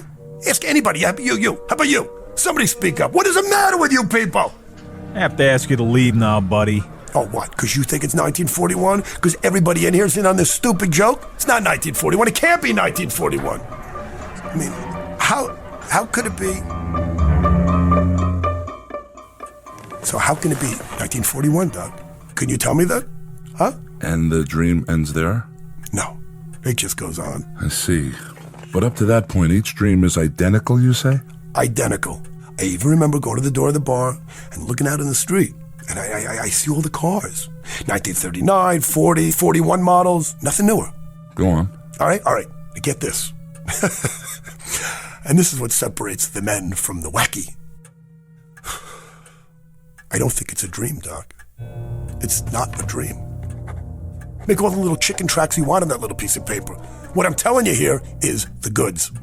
I believe you. You do? Then why don't you call up the sanitarium and tell them we'll take a double room? Because you're nuts also. I mean, I understand why you think it's real. Some dreams are extremely realistic. As often as not, they're impossible to distinguish from reality. No, you don't get what I'm saying. Look, it isn't just that it's real while I'm asleep, Doc. Well, I'm telling you this. It's still real. It's still real even when I'm awake. All of it. Look, I've had dreams like everybody else, but as soon as it started, I knew it was different. Do you understand me? Do you understand me? You don't understand me. These are not dreams. If they're not dreams, Mr. Jensen, what are they? What do you think they are? Let's examine the alternatives. I can think of only one. That's the one I'm thinking of, okay? I wake up in a hotel room in 1941. But I mean, I really wake up, and it's really 1941. Do you understand? Going back in time. That's what I'm doing, Doc. I'm going back in time. Huh. Interesting. What happens then when you're back in time? You sure you want to hear this? I do. Then hold on to your hat, Doc, because from this point on, things go completely screwy.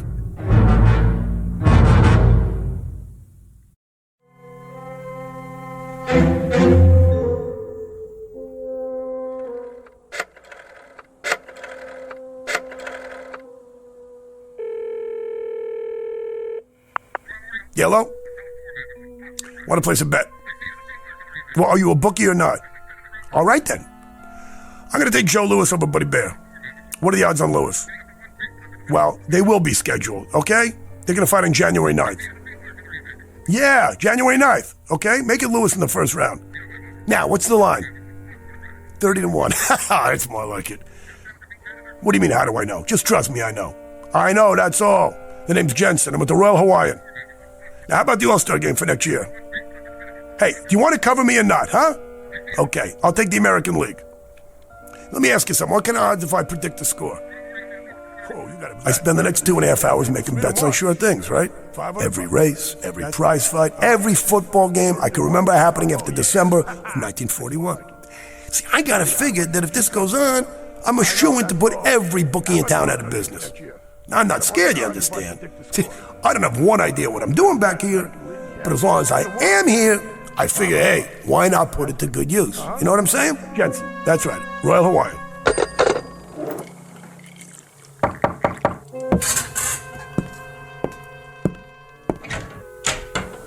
Oh, hey, how are you, buddy? You're the ensign from the bar. I hope you don't mind. No, come in. I just wondered, how you doing? I'm fine. Come on in, have a drink. My wife asked me to stop by and see how you felt. Yeah, it was very nice of her. I feel great, I'm fine. Hey, what are you drinking? No thanks. We're going swimming. She was a little concerned. My wife, I mean. About what, about me? Well, it's just that down at the bar after you saw the paper and... No, don't worry about it. I was gonna ring you up and apologize. That whole Arizona bit. Sure. Are you, sick or something? No, I'm not sick. Well, what made you say it wasn't 1941? No, nothing. I was a little whirly in the head, that's all. Sure. Well, we'll be back about 4 or 5. Maybe you'd like to have a drink with us then, if you feel okay. You got yourself a deal. Hey, one more thing. Yeah? So what do you do on the Arizona? I'm in the engineering section. You work down below? Yeah, most of the time. Good job? I like it. Well, we'll give you a call. Yeah, sure thing. How is he? I think he's okay. Said to give him a call when we get back. Oh, that's great. So I remember thinking, right at that moment, these two kids were so much in love, you could take the looks they gave each other, you could spread it on pancakes. And while I'm watching them, it hits me. This boy looks down in the hold of a ship that has about 14 hours left to ride the waves. After that, it goes down under with 1,000 men. And suddenly, making bets on things that I know will happen seems about as interesting as catching lake trout in a milk bottle. You know what I'm saying? Somehow trying to help those two kids is the one thing in the whole wide world that matters. So I do the only thing I can do. I make a fool out of myself.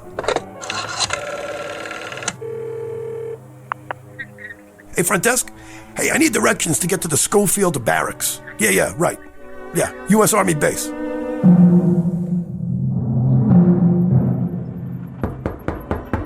Come in. Excuse me, Colonel, but... Spit it out, Bailey. That guy is still in the orderly room, sir. Says he wants to see somebody in charge. Who's this now? Some jerk with a tambourine or something. Must be Save a Soul Saturday. What's his story? I can't piece it all together, sir. Something about the Japanese having bombs?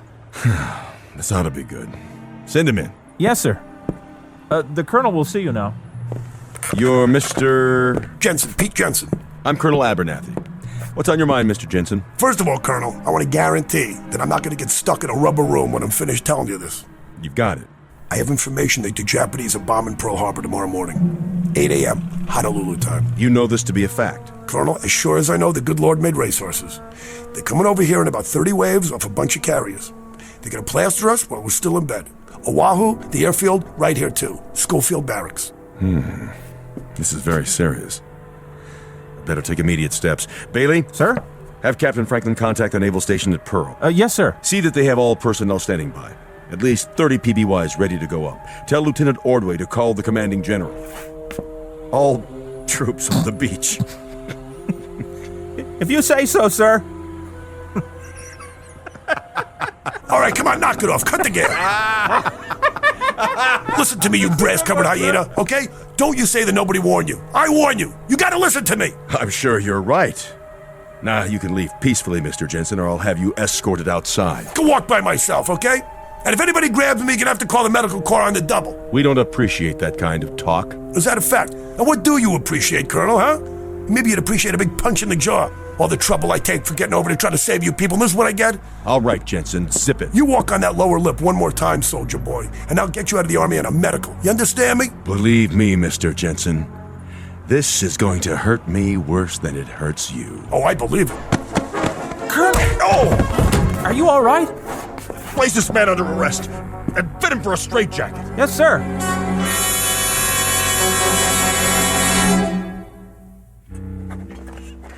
Then what happened? Well, finally they let me leave, right? After I answered some questions about what year it was, and did I know who the president was? I had some trouble with the vice president. Truman, of course, sure, but, Roosevelt dies, Truman takes over, then it's Eisenhower. Good thing I didn't mention Ike.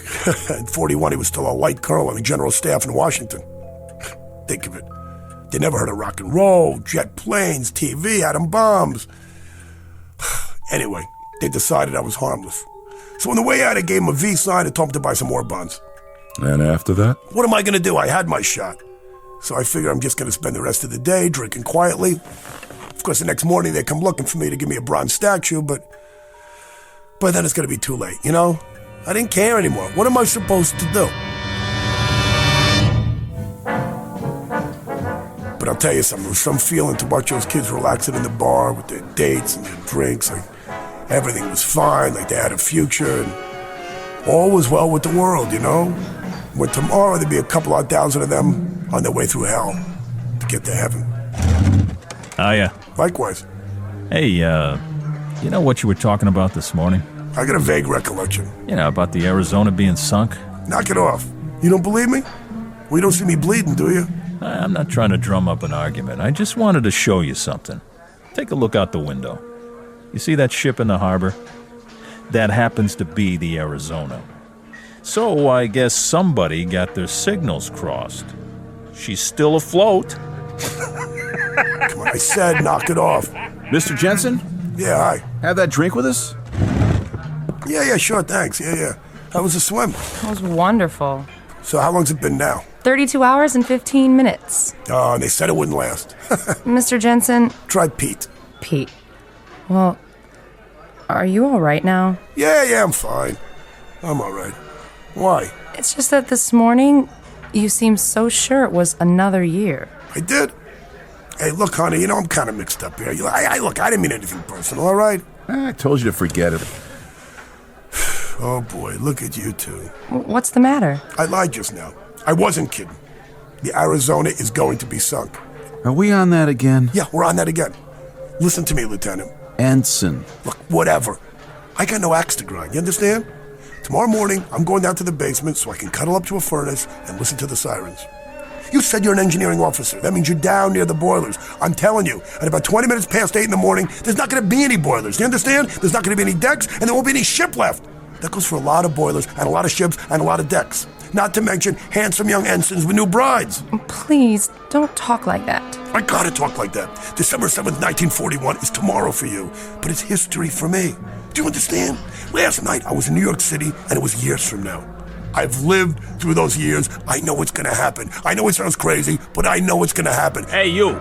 No more trouble, huh? Hey, you shut your mouth. Nobody's talking to you. Hey, look. You're nice young kids. I ain't got no reason in the world to give you any grief. Okay, just do me a favor and listen. Take 100 to 1 shot that this weirdo in front of you maybe has a point, okay? I'm telling you that tomorrow morning we're gonna get attacked. And if you're on that ship... I'll be on that ship because that's my berth. You're a nice fellow and all, Mr. Jensen, but if you keep saying wild things and making my wife upset, Yeah, what are you gonna do about it? Sit around holding hands and biting earlobes till he goes back to his ship? Because if this boy goes back to that Arizona, he might not be alive at 9 o'clock tomorrow morning. Repeat, he may not be alive. Please. Mr. Jensen, I'm warning you. Hey, buddy, I don't want no trouble. You don't want no trouble, huh? He doesn't want any trouble. Hey, I don't want to give you any trouble. I want to give you music, okay? I want to sing a song for you. Praise the Lord, pass the ammunition. Praise the Lord, pass the ammunition. Praise the Lord, pass the ammunition. And we'll all stay free. Huh? You hear that? It's what you're all going to be singing. You want another one? Oh, how does it go? Let's remember Pearl Harbor. Come on, you write the words. Come on. All right, buddy, that's it. Shut up.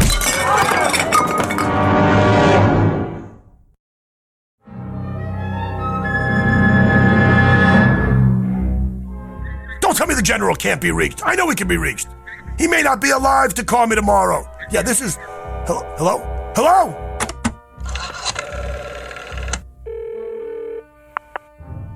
Yes, I want to call Navy 7096. 7096, yes, that's right.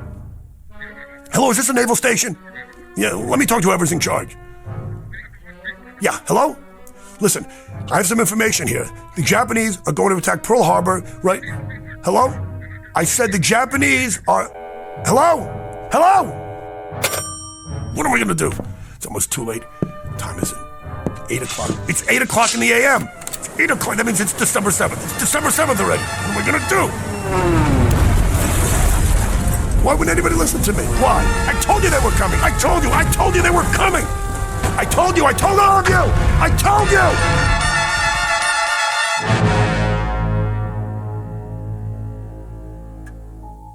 I told them, Doc. I told them over and over. Why wouldn't anybody listen to me? And then? I'm standing there by the French windows, and I'm watching the planes coming low. I'm watching them. The bombs are dropping, strafing. All hell is breaking loose. And that's where I wake up, every time.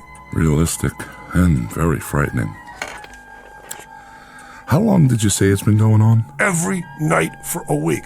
And always the same? Everything. The ensign and his girl, the bar, me trying to call from my room, and the moment I see the planes coming in. Mr. Jensen, I won't attempt to analyze that dream, except to say this.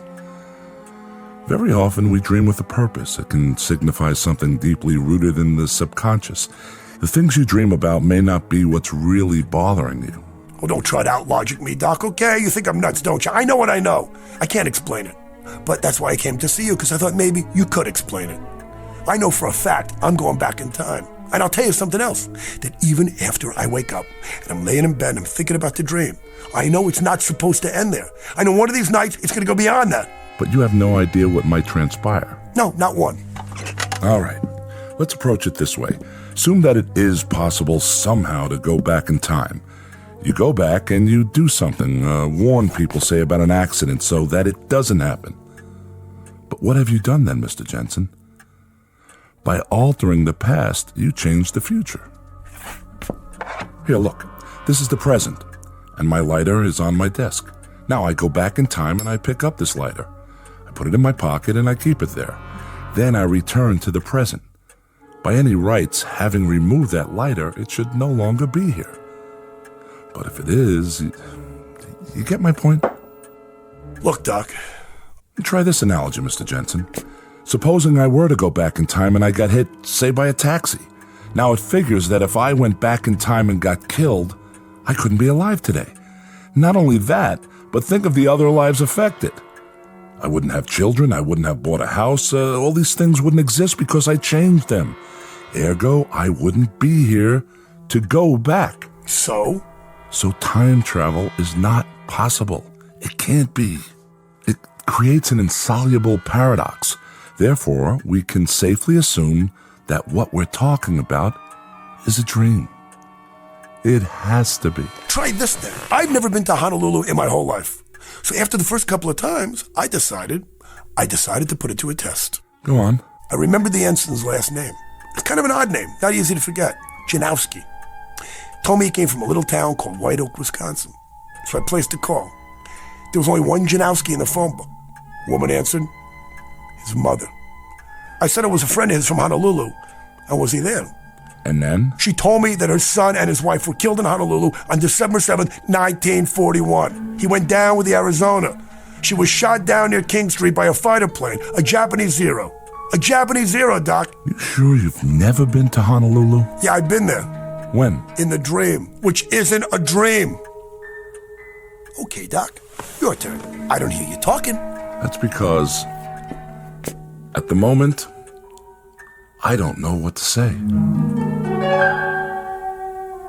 The patient lay on the couch. We'd been talking for hours. It was Saturday, and I'd planned to leave early and go play golf. But I was concerned about this man and his story. It was incredible. Then finally, I knew he was asleep. It wasn't a deep sleep. By the look on his face, Mr. Jensen was far from resting, though his eyes were closed. Mr. Jensen? Are you asleep, Mr. Jensen? So I decided to let him rest while I thought it through. Who knows, maybe he'd even finish his dream this time.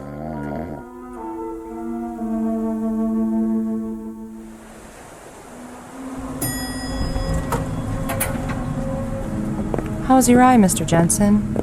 I mean, Pete.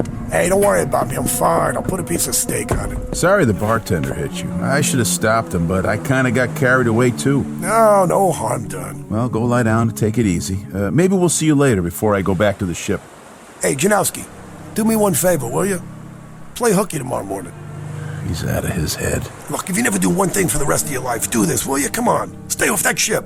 Take the little lady. Get away from Pearl Harbor. Come on. I don't care where you go. Get on a Pan Am and go to the Canal Zone. Anywhere, but just get out of here. That's a great plan. And you know what it would cost me? Only my commission in the Navy, that's all. Jimmy, forget it. If you don't go, do you know what that's going to cost you? Just a little item like your life, and hers too. I tried to be nice, but this time I swear Come on, Jimmy. Let's go to our floor. Please, come on. What do you got to lose? I'm going to try to save your lives, that's all. Poor, dumb, crazy kids.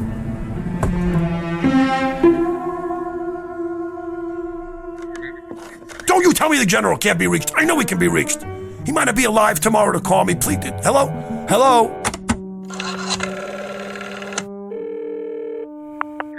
Yes, I want to call Navy 7096. That's right. Hello? Is this the naval station? Let me talk to whoever's in charge. This is Ensign Lamers. It's my watch and it's your nickel, so go ahead. What's on your mind? Listen to me. The Japanese are going to attack Pearl Harbor. Who? What are they gonna do? I said the Japanese... What have you been drinking? I'll tell you what. Take a nice shower and dive into a percolator. Good night. Hello? Hello?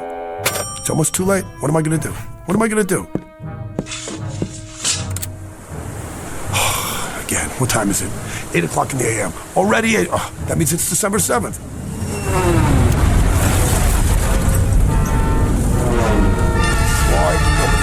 Why wouldn't anybody listen to me? Why? I told you they were coming. I told you. I told you. I told you. I told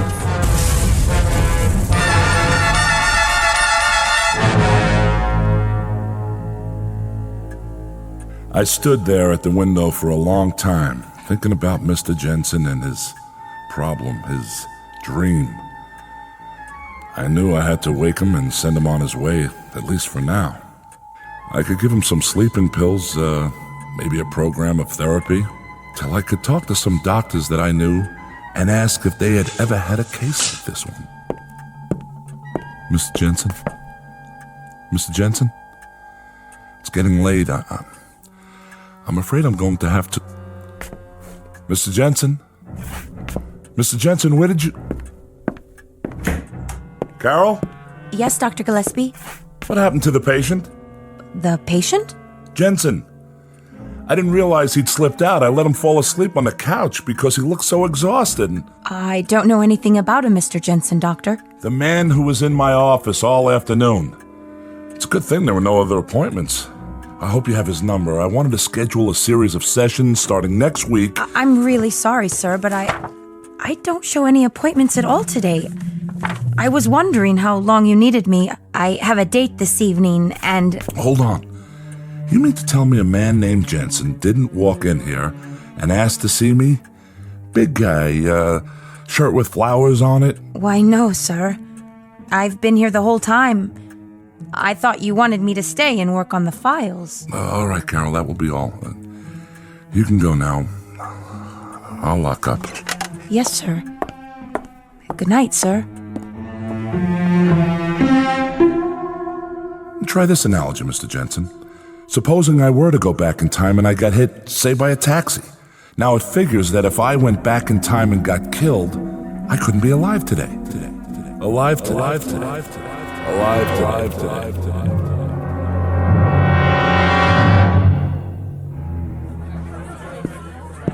Welcome to Andy's place. What can I get you? Bourbon on the rocks, please. One bourbon coming up. Here you go. Need a light? No, thanks. I've got it. A lighter. Yes, I do. Right here. In my pocket. Cheers. Happy dreams. Same to you. What in the... Problem, mister? No, it's just that picture there. The one in the frame on the wall? Ah, yeah. Group of men in uniform. All except one in a flowered shirt. He looks familiar. Pete Jensen. He used to tend bar here a long time ago. You heard of him? Jensen? No. I don't remember that name. He looked familiar, that's all. Where is he now? Him? He's dead. He got killed before I was born at Pearl Harbor. More down here? Sure. 2 more of the same. Once upon a time, there was a psychiatrist named Arnold Gillespie and a patient whose name was Peter Jensen. You might want to make note of both names for the record should you ever run across either one in a textbook. It is now Saturday, October 5th at exactly 5:10 p.m. You might want to make note of that too, if you're even remotely interested in a new theory about something we'll call, for want of a better term, the time element, at least as it is measured in the Twilight Zone. More from the Twilight Zone after this.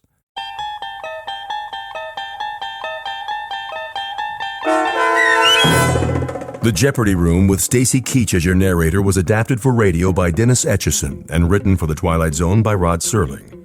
Heard in the cast were Yasin Peyankov, Jamie Vann, Terry Berner, Katrina Lenk, Ned Noyes, Anna Sverutza, and Lisa Dotson. To learn more about the Twilight Zone radio dramas and to obtain audio cassettes and CDs of these programs, visit our website at twilightzoneradio.com.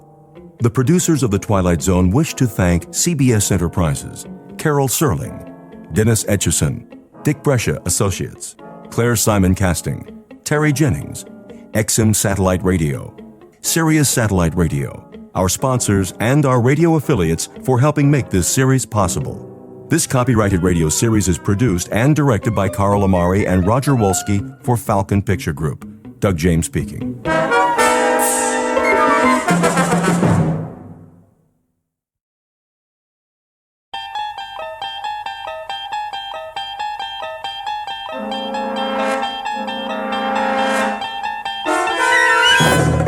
You unlock this door with the key of imagination.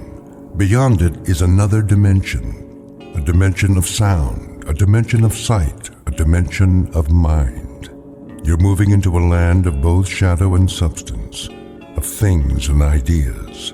You've just crossed over into the Twilight Zone.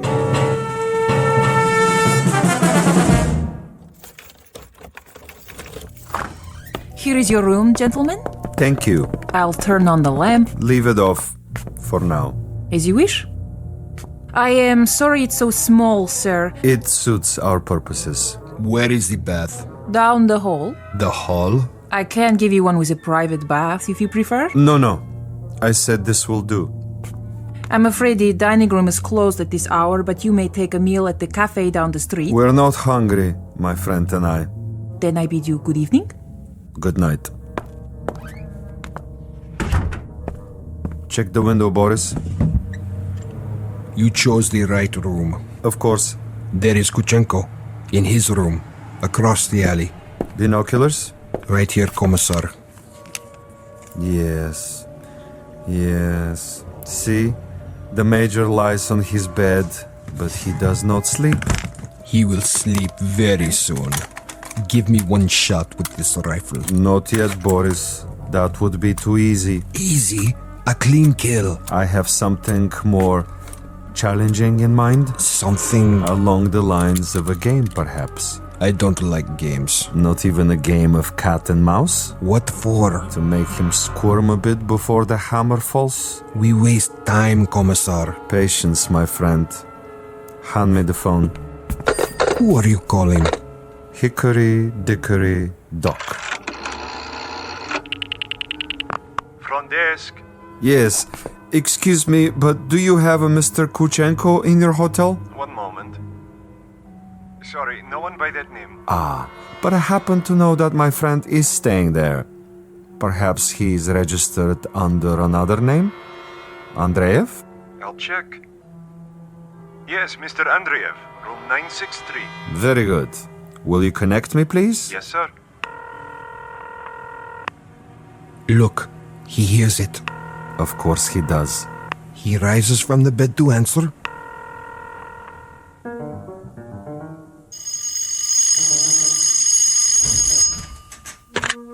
Yes? This is Major Kuchenko? Hello? Major? Are you there? Major?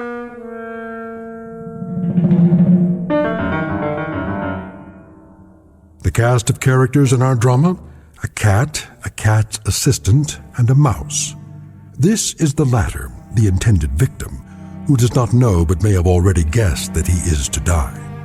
His name is Major Ivan Kuchenko, and he was lately an officer in the former Soviet Union. At this point, he has, if events go according to certain predetermined plans, perhaps 3 or 4 more hours of living. But an ignorance shared by both Major Kuchenko and his executioner is the fact that both have taken rooms at adjacent hotels in a section of the city located beyond the checkpoints of the Twilight Zone.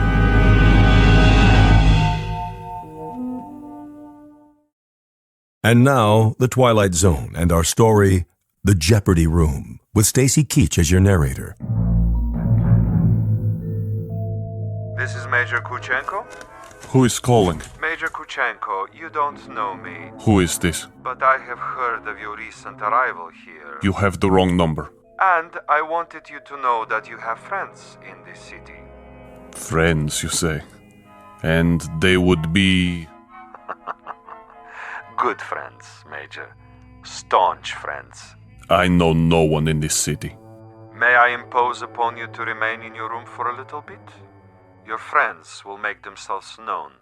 And who is this speaking? Is this a friend also? A good friend, Major. Not known to you yet, perhaps, but soon to become acquainted. And why must I stay in my room? We'll be making contact with you very shortly. For what purpose? Your welfare. Your well-being is our deepest concern, Major. Now, Commissar. Not yet, Boris. May I count on you to show some sense, Major? For your own safety, I urge you to remain in your room. You'll be seeing your friends before long. The mouse is in the trap. He stands at the window. Now, Commissar? Patience. But I have him in the crosshairs. I could make his head leave his shoulders at this range. That would give you pleasure, wouldn't it? A great deal of pleasure, Commissar. Just say the word. Even when he lies down, I can still see his head. I believe it, Boris. I know of your prowess, but put the gun away. Put it away? Lay it aside. For a bit. We're not going to kill him? Ah, the eagerness of the young. They do not sip wine, they gulp it down like a soft drink. They do not fondle women, they devour them. They do not sniff at the essence of a perfume, they try to jam it into their nostrils. But now, consider the window across the way. The gentleman will die without question. But I want him to die, Boris, with finesse, with subtlety, with a degree of thought and care. A killing is a killing. And if a man is to die, what does it matter how he dies? Ever been to a bullfight, Boris? A bullfight? No, Commissar. I've never had that pleasure. A bullfight might serve to make the distinction. In such a contest, if the matador kills with grace, that is considered a good death. So, there are good deaths and bad deaths, are there? Precisely. There is death with art, and there is the death of the butcher. You, Boris, are a butcher. Now, that is an honorable profession of great usefulness, but I'm an artist. Oh, you will have a death tonight, within a few hours, but when it is over, we will have killed with artistry, Boris. Not with a meat cleaver or an explosive bullet or any other of the butcher's tools. This death will be like a ballet.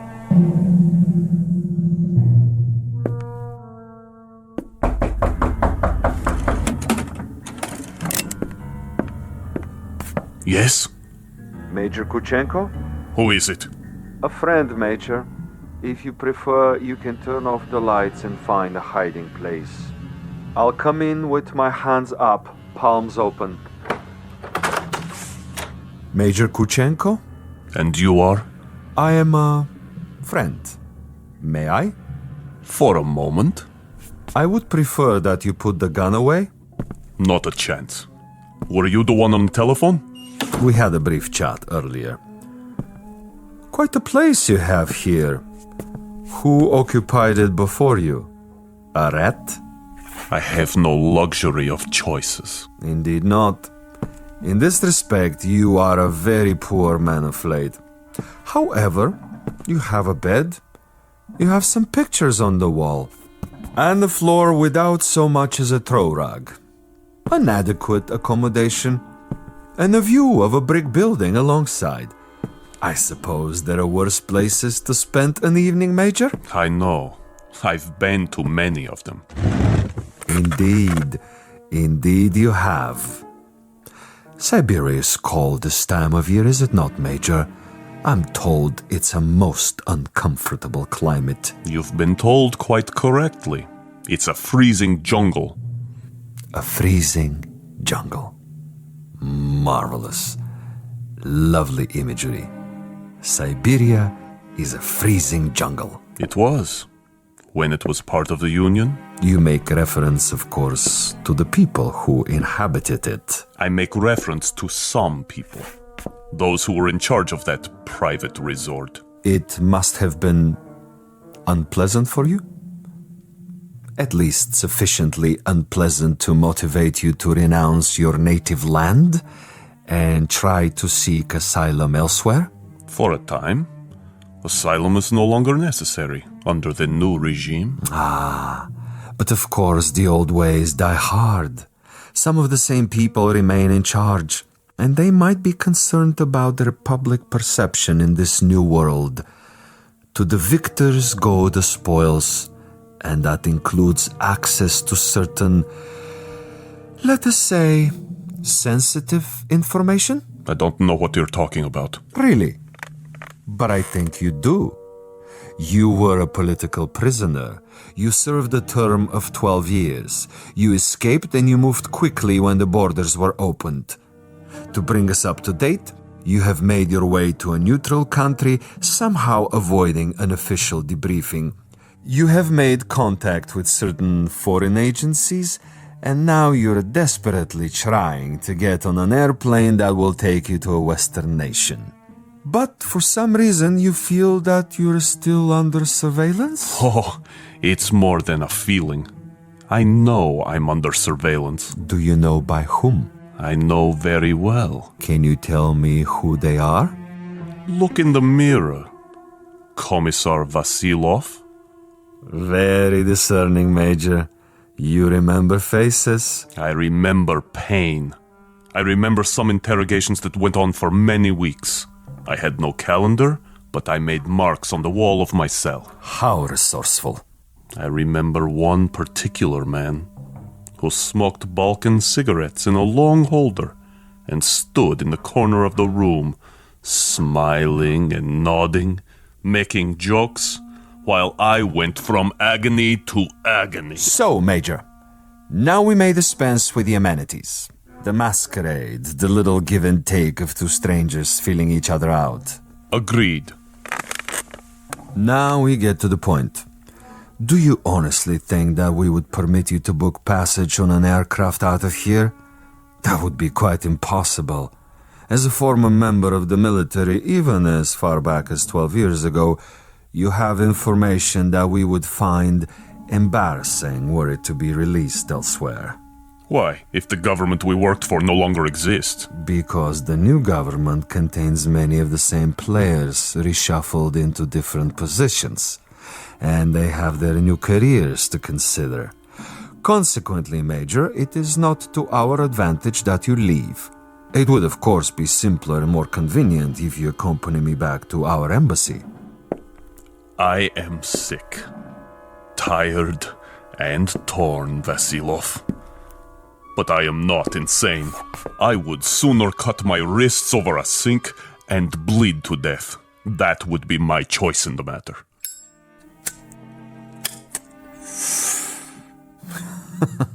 You surely can't be serious, Major. I'm rather a connoisseur of the several hundred ways for a man to depart the earth. And you can believe me when I tell you the cutting of the wrist is not a particularly felicitous modus operandi. Quite apart from the pain, which of course must be attendant, is the fact that one dies slowly, and because of this, he has to be an eyewitness to his own demise. No, my dear friend, I'm afraid we are of two minds about that kind of death. But enough. I have brought you a small gift. Consider it a peace offering. Careful. Gently, Major. Gently. This happens to be a bottle of Amontillado. Quite rare and most pleasing to the palate. I have to repeat what I told you before, Commissar. I'm not insane. I'm quite aware of what would happen to me if I drank any of that. Why, Major, I'm disappointed in you. With your kind indulgence, allow me to use your own water glasses. If you assume this is to be cyanide or some other poison, you're quite wrong. Am I? Undoubtedly. You see, I don't share your death wish. I'm a healthy man with excellent expectations as to my longevity. No, indeed, Major. I was about to propose a social drink. The two of us. I'll drink first, and then you. Satisfactory? Such ritual, Commissar. Such tribal rites. Yet you have only one purpose with me. Why don't you get it over with? If you're trying to disarm me and make me get rid of this pistol, it'll take more than a social wine. Indeed, Major. Now, as to my business with you, we both know what that is. Go ahead and say it. Very well. I'm to see that you're dead by tomorrow morning. Is that plain enough? Quite plain. And you shall be, Major. With a degree of immodesty, I can say that I've killed 800 times you. But I've done it, Major, with subtlety, with originality, with ingenuity. I'm the last of the imaginative assassins, an artist of the profession, as it were. Excellent. Flavor. Bouquet, just the proper dryness. Really quite an exceptional wine.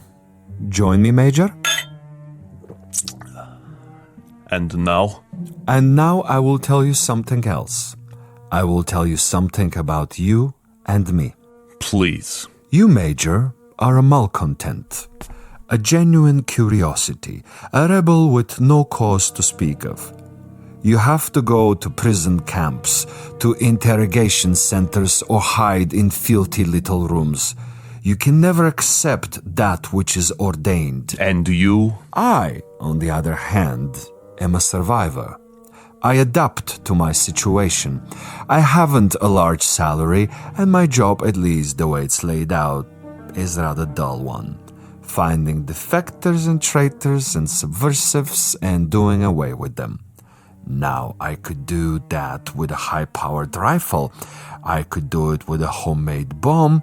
But I choose to exercise imagination and taste. In your case...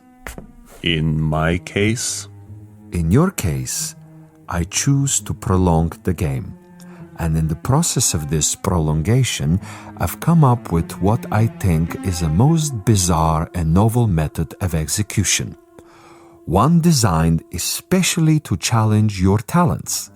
For we are worthy adversaries, you and I.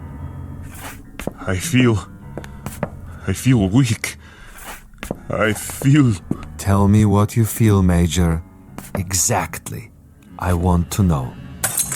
Why, you monster. You drugged me after all. Indeed I have. And that poses an interesting question, doesn't it? How is it that we both can drink of the same wine, and yet I'm unaffected? Isn't that an interesting question, Major? Major?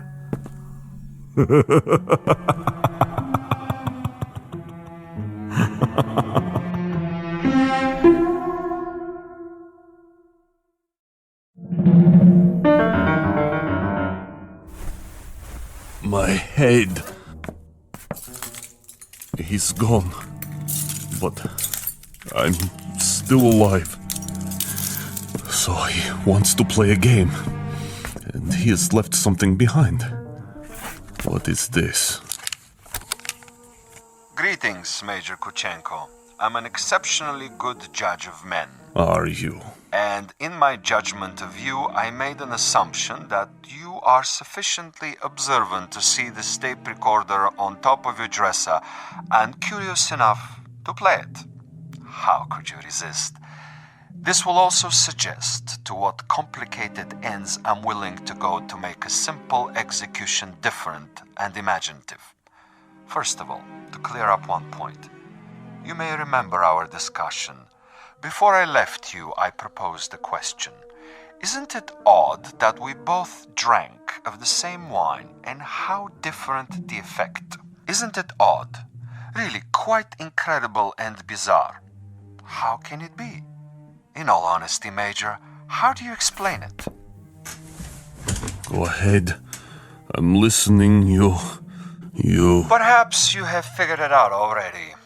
The truth is, I have been imbibing this particular drug for many years, a sort of experiment with myself as the subject. I have now reached the point where my physical tolerance has risen so that I can drink it by the gallon and remain quite unaffected. This in itself is a rather common and uninspired trick, a phenomenon well known to the scientific community.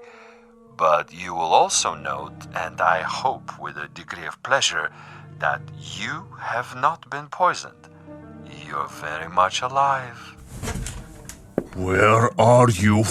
As you've probably perceived, I'm rather a gamesman when it comes to killing. I adhere to my own rules and ethics. Hence, Major Kuchenko, I have taken the liberty of removing your pistol so that you won't hurt yourself. Now listen to the following quite carefully. This is the game, and these are the rules. You have been asleep for roughly 3 hours. During that time, in addition to dictating this on the recorder, I have done the following. I have placed a booby trap in your room.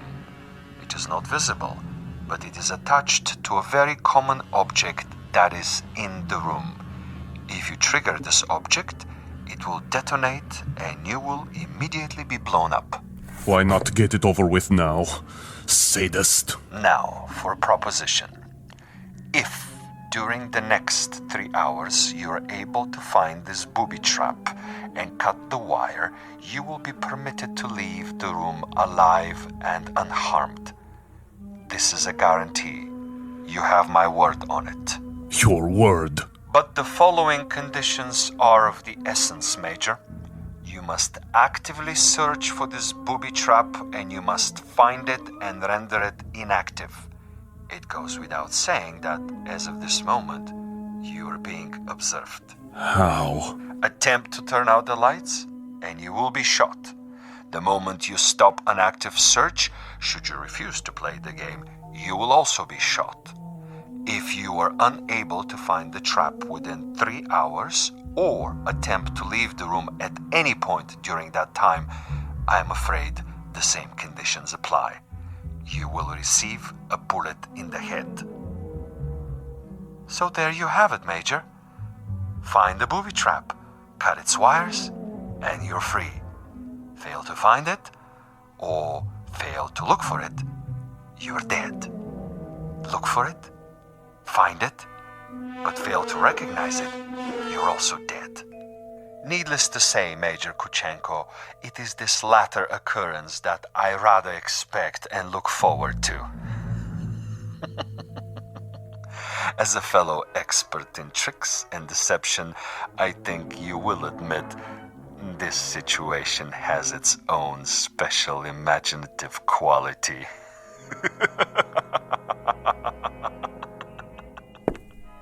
Where are you? Where are you?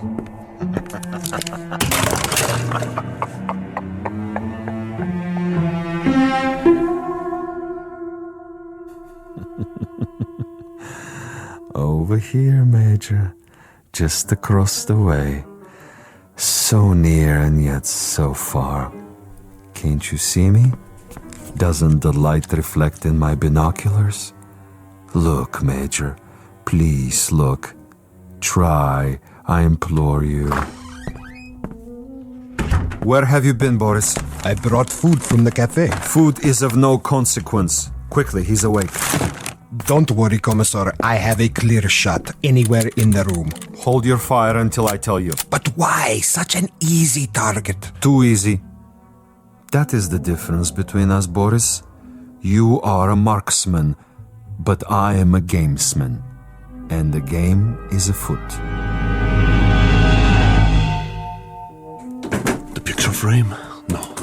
Too obvious. The ceiling. The light fixture. Possibility. Nothing.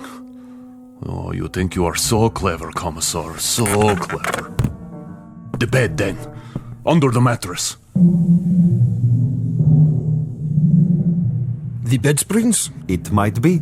Not the chair, though. Still possible. Where? That would be telling.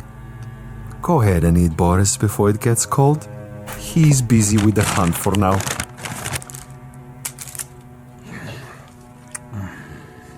What did you bring? Sandwiches. Have one, Commissar. I never eat while I'm working. I'm like an athlete, Boris. Food is a distraction. Food is good. It makes one sluggish, affects the concentration. The morning will come soon enough. Over here, Kuchenko, just across the alley. Don't you see? He sees nothing. But surely a fragment of light, a stray reflection. Perhaps he has seen us. Yes, he must know, but he refuses to acknowledge. He is too proud. He knows he must do this on his own and will not give me the satisfaction. The bookshelf. Or the books themselves. Which one? An atlas? A novel? The Bible, of course. It's already been moved an inch, 2 inches. But the wire? Where? One way to find out. The bookcase itself, then. Behind the books. In the wood, the nails. Or under the floorboards. Wait, think. Where would I put it? You want a real battle of wits, Vasilov? You've got it. Think. 4 walls. Ceiling. Light fixture. Floor. A picture. Bed with frame. Box springs. Mattress. Headboard. A night table. Bookshelf. Dresser. Window. Desk. First the drawers. The top one. Slowly.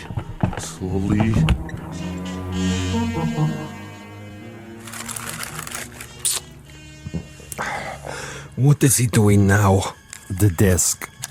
He's down on his hands and knees removing the 2 bottom drawers so he can see what's under the top one. Bravo, Major. Good thinking. Is that where you put it? The possibility exists. Look at him, glistening like a mackerel. He stops to wipe the sweat from his eyes. And now he looks under the top drawer, crawling on his back. Yes! I think he's got it. Let me kill him. Don't be a fool. There are rules. Now he sees a length of wire. He grasps it between his fingertips very, very carefully, and he has removed it. Something is wrong with the bomb? I doubt it. Then it was not in the drawer? Oh, there is a piece of coat hanger I placed there. A decoy. A drawer would be common, uninspired. And I'm not, you'll forgive the immodesty, a common executioner. Where is it, Commissar? In a most ingenious place. Really, quite an ingenious place. Not in the books, the desk, the mattress. Think of another common object in that room, Boris. I have it. Yes? The doorknob. Interesting idea. Then where? I'd rather not tell you at the moment, Boris. I think you'll enjoy the next few minutes more if you share the Major's ignorance. You seem very sure. Sure? That he'll find the trap. You take a risk. Not at all. That's not what I'm sure of. That is to say, I'm reasonably sure he'll find it, given his mental capacity, but he'll find it too late. He's looking toward us. But he can't see us. It's quite dark in here, and it wouldn't matter if he did see us. Now he's returning to the table. You're getting warm, my young friend. The ashtray. Extremely warm, but not hot. Where then? Please, Commissar, please tell me. Take the glasses. What do you see? He stands over the telephone. He is reaching out. Hot now, Boris. Extremely hot. Oh, he has picked it up. I thought for a minute there. You thought what? The telephone. Precisely. The telephone. But he just lifted the receiver. Indeed. He lifted the receiver to call out. If, on the other hand, the Major's telephone were to ring and he were to answer it... That's it, isn't it? If he picks up the phone after it rings... You have it now, my friend. When the Major's phone rings and he answers it, I have placed a tiny bottle of nitroglycerin inside the mechanism. The explosion will only occur after the ring and the lifting of the receiver, at which point the electrical contact will be made, and Major Kuchenko will not even have time to say hello. But what if no one calls? Oh, someone will. I promise you, someone will.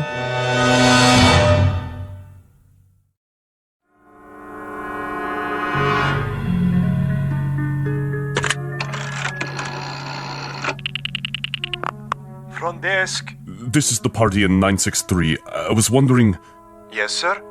I was wondering if you might have the number of another hotel. Another hotel? The one next door, across the alley. That would be the Grand. You can find it in the directory, in the table by your bed. Dial 9 first, then the number. I see. Thank you. Vasilov? I know you're there, Vasilov. The game is not over yet. Do you have the time, Boris? What? The time. 10 minutes to 5. Almost done, Commissar. He's tried almost everything. He has 10 more minutes. Hadn't I best go over there now and finish it? No, my young friend. That would be impetuous. It would also be a bit embarrassing if someone were to see you. At this hour, the streets are empty. Quite apart from the fact that I wanted this to be imaginative, I also wanted subtlety. I should like our quarry to die in his room without our being there. Opportunity is running out. Then I do believe that it's time to, shall we say, accelerate the process?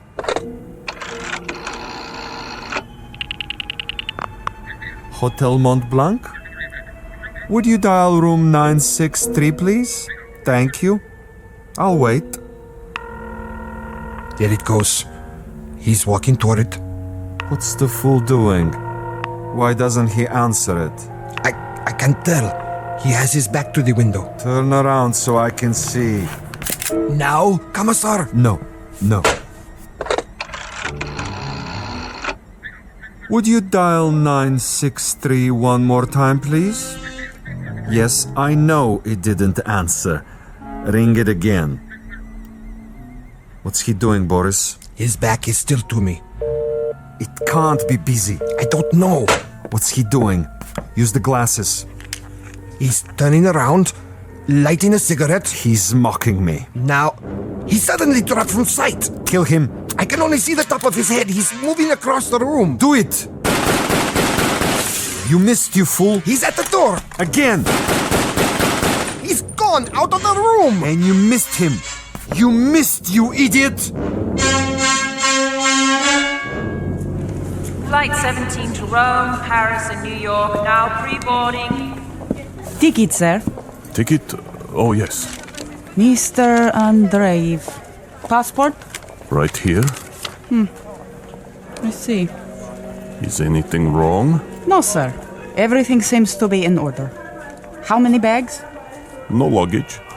Not even a carry-on? I'm traveling light. Then here's your seat assignment. Please go to gate 17. How much time do I have? Boarding for coach class begins in 5 minutes. Good. Sir? I mean, thank you. I'll be there.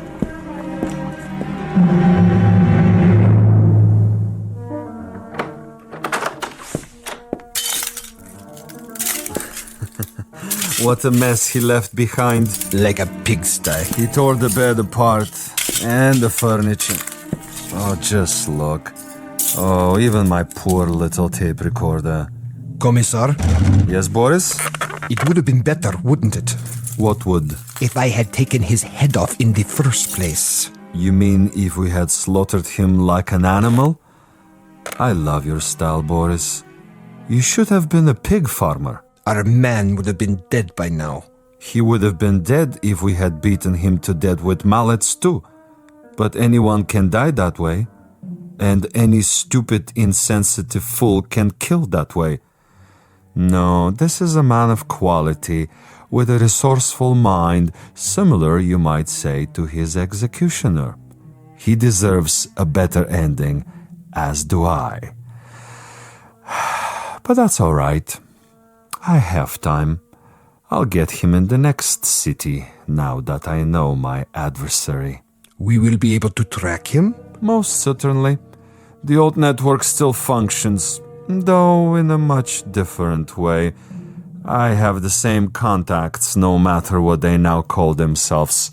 Importers, exporters, businessmen of various stripes, here and abroad. It's marvelous, you know. Really marvelous. Think of the possibilities. Other, even more ingenious methods of doing away with Kuchenko and his kind. I still think we should have chased him. Not at all. He would have gotten away. And even if he hadn't, it would mean that a thick-headed clod like you is more efficient than I. And this I reject, Boris.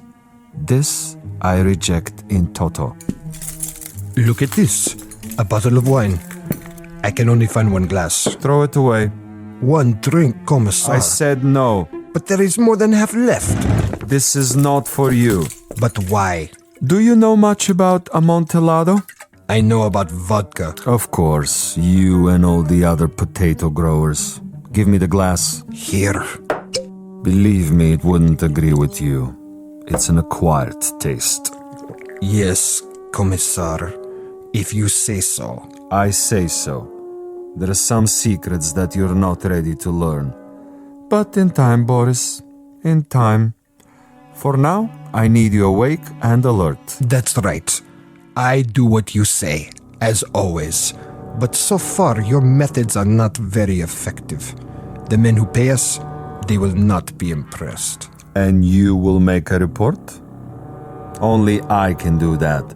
I am the one they listen to. I can request another assignment. You're free to do so. Until then, I take no further orders from you.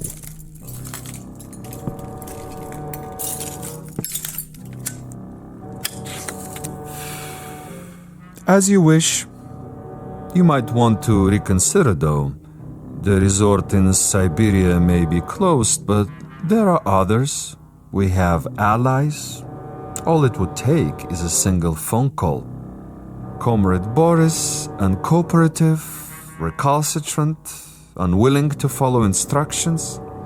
In this new order, there are not many positions for the uneducated, the blockheads with families. Yes? Well, You want to say something? I withdraw my complaint. What's that? I didn't hear you. I am tired, Commissar. I say many things when I am tired. You wish to apologize? Yes. Very well. I will take it under advisement. In the meanwhile, see if Major Kuchenko left anything behind.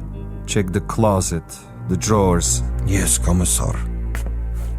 And life goes on. The sun comes up and we arise to meet another day, to prevail by our wits and our wits alone. I'll get it, Commissar. No, Boris. I don't want... Fool, no! I'm sorry, sir. Your party doesn't answer. No? It doesn't ring at all now. You're sure? Mont Blanc Hotel, room 963. Strange. The line is suddenly dead. Thank you, operator. That means my message got through. Flight 17 Transocean Airways now departing for New York City via Belgrade, Paris, Rome, London, final call.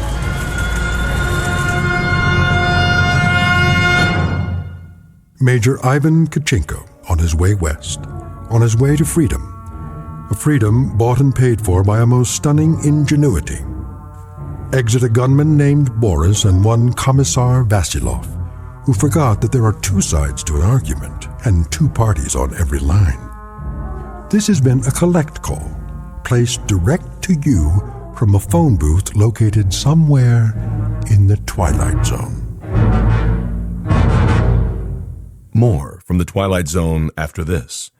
You are about to enter another dimension, a dimension not only of sight and sound, but of mind, a journey into a wondrous land of imagination. Next stop, the Twilight Zone.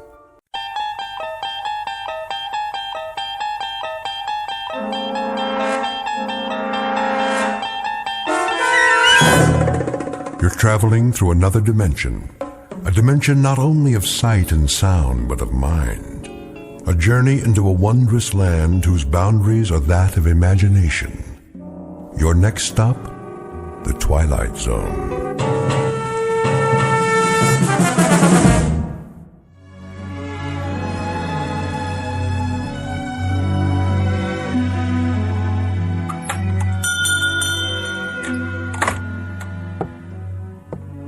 Morning, Mr. Castle. Hello, Ned.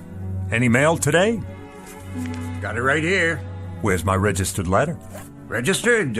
Oh, I didn't see one. The one that says I won the Publishers House sweepstakes. Oh, well, I'll keep an eye out for it. I entered that one myself. Instead, I get only bills. Yeah, the check's in the mail, Mr. Castle. Say, maybe tomorrow, huh? Maybe. See ya.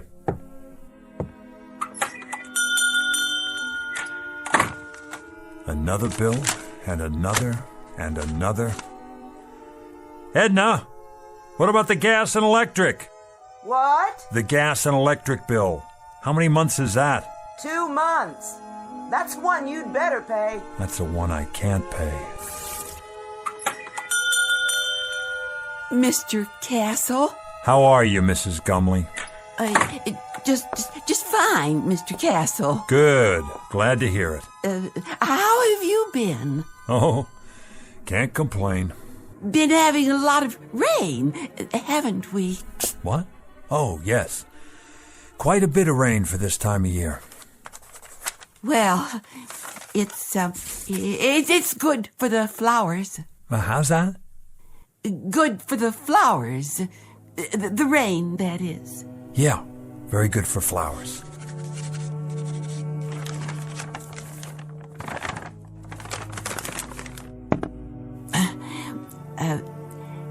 An heirloom today, Mr. Castle.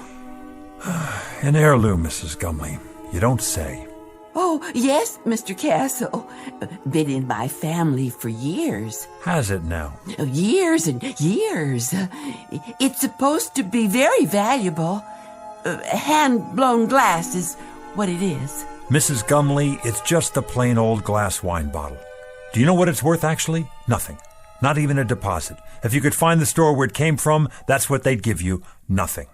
I could let it go for $1. Mrs. Gumley, if I could spare $1, I'd give it to you. Believe me, I would. But things have been rough here. The pawn shop business isn't what it used to be. I'm so in debt myself that... I see.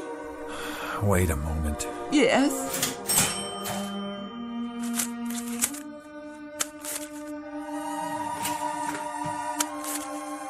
$1 it is, then. I wish it could be more, Mrs. Gumley. I really do. God bless you, Mr. Castle. I could kiss you. Stop that now. It's nothing. You're a wonderful man. Good luck to you. And to you. Better days for all of us.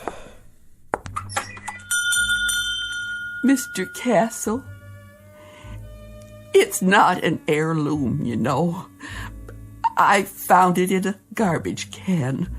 It's just a dirty old cheap glass bottle. Please forgive me for lying to you. That's all right, Mrs. Gumley. Who knows?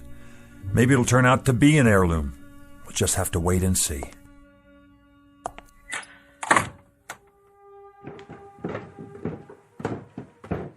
Who was that? No one. It sounded like Mrs. Gumley. Then I heard the cash register. What did you buy this time? Edna. Oh, a bottle. Gorgeous. She said it was an heirloom. Is that right? She has to eat, doesn't she? And you don't? That's not the point. Arthur, we're a couple of weeks away from bankruptcy. Don't you think I know that? Then you'd better start rubbing that bottle and pray, Arthur. Pray that a genie appears, because that's about the only hope we have left. Oh, Edna. Edna, please.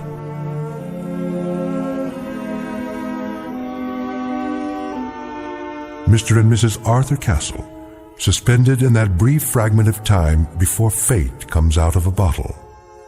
Mr. and Mrs. Arthur Castle, gentle and infinitely patient people whose lives have been a hope chest with a rusty lock and a lost set of keys. But in just a moment, that hope chest will be opened, and an improbable phantom will try to bedeck the drabness of these two people's failure-laden lives with the gold and precious stones of fulfillment. Mr. and Mrs. Arthur Castle, standing on the outskirts and about to enter the Twilight Zone.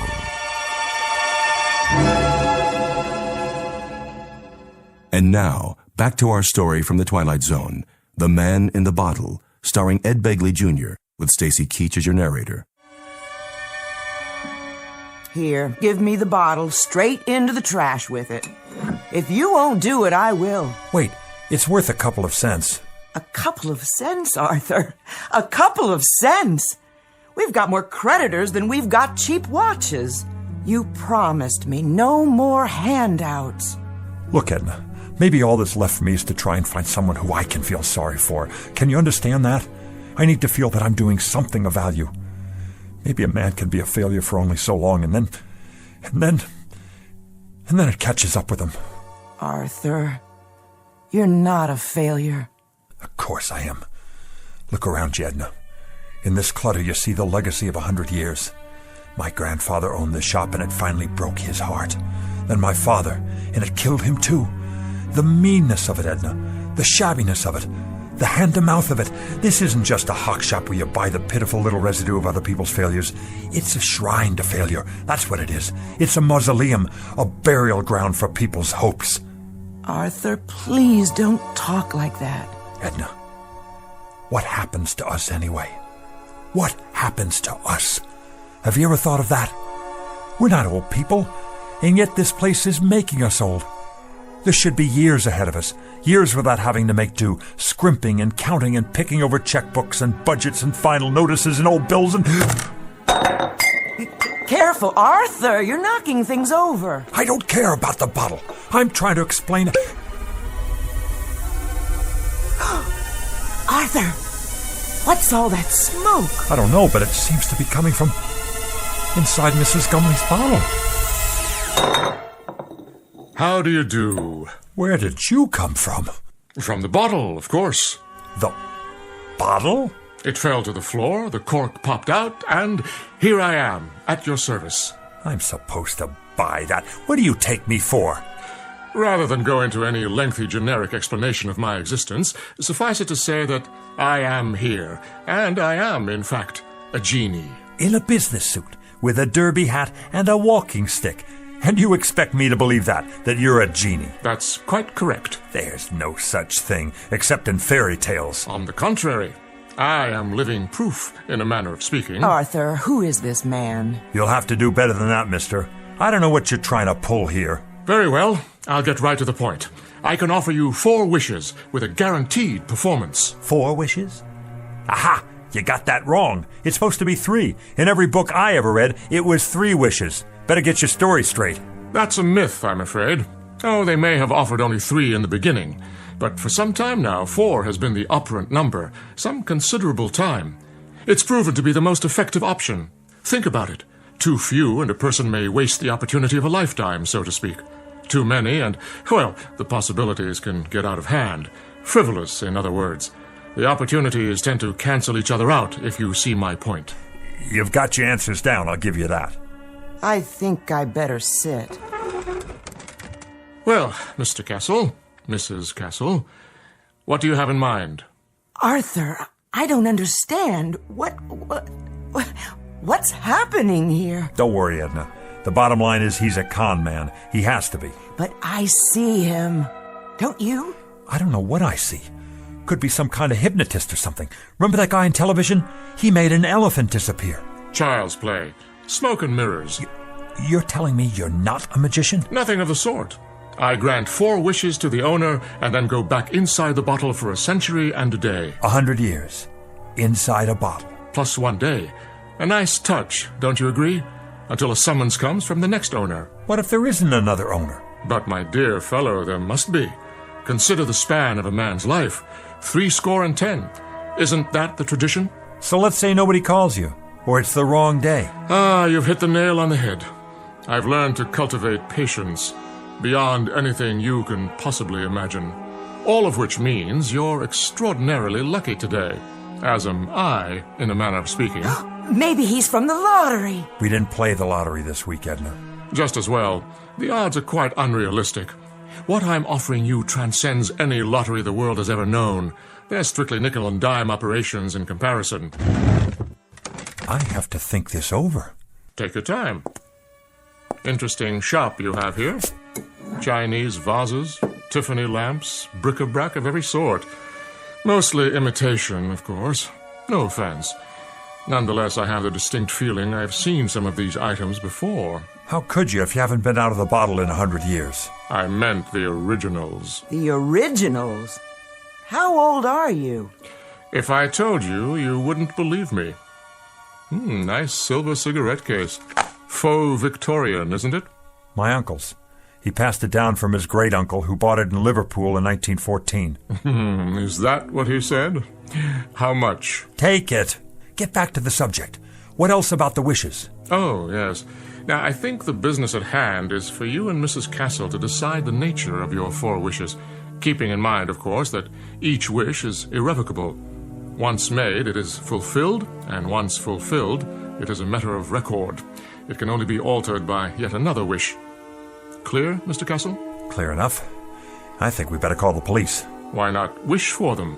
I can bring you Scotland Yard, the Federal Bureau of Investigation, or every bobby in the City of London. That won't be necessary. Is it the police you want? No. That's not what we'd wish for. Arthur, are you out of your mind? Go ahead, Mr. Castle. You were saying? Well, if I had a wish... You believe him? Just for the sake of argument, let's say that I wanted that broken glass in the case over there. Let's say I wanted it to be fixed. The glass display case? Unless that's too hard for you. I broke it cleaning up the other day. One whole side is cracked. Is that all? It's too expensive to replace and impossible to glue together. Impossible. Would you like to make it official, Mr. Castle? Arthur, be careful with this man. You don't know what he's after. Well, Mr. Castle, is that your wish? Yes, that is my wish. I want the glass in the case to be repaired. Very well, then.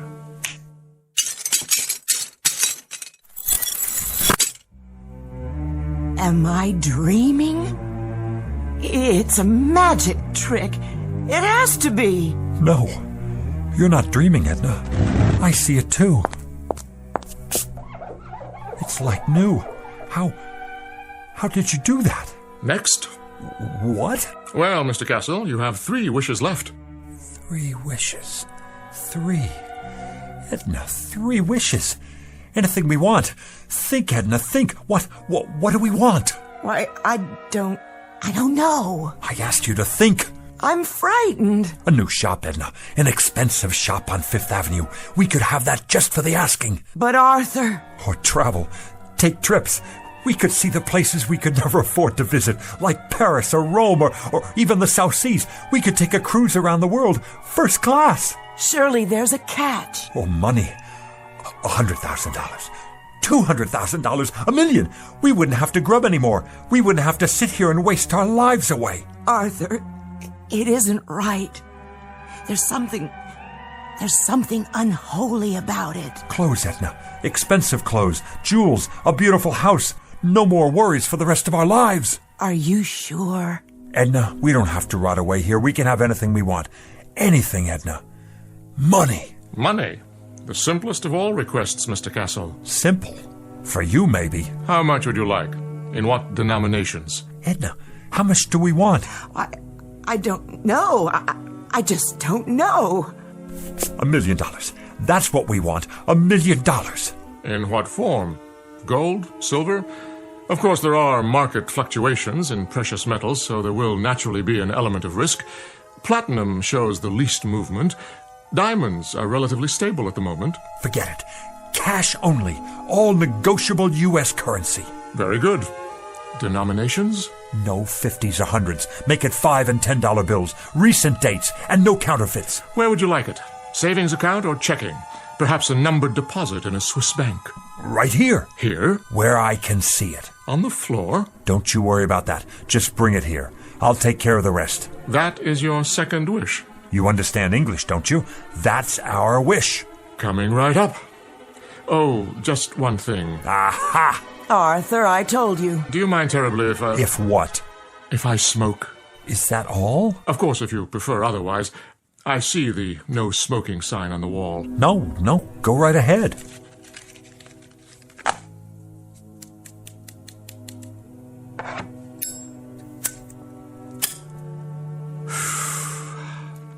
Very well. Now then, Mr. Castle, where were we? Ah, yes, I was about to say, ask and you shall receive. What's that? Where's it coming from? What is it? It's money. Look at it. A rain of money. Edna, $1 million, Edna. $1 million.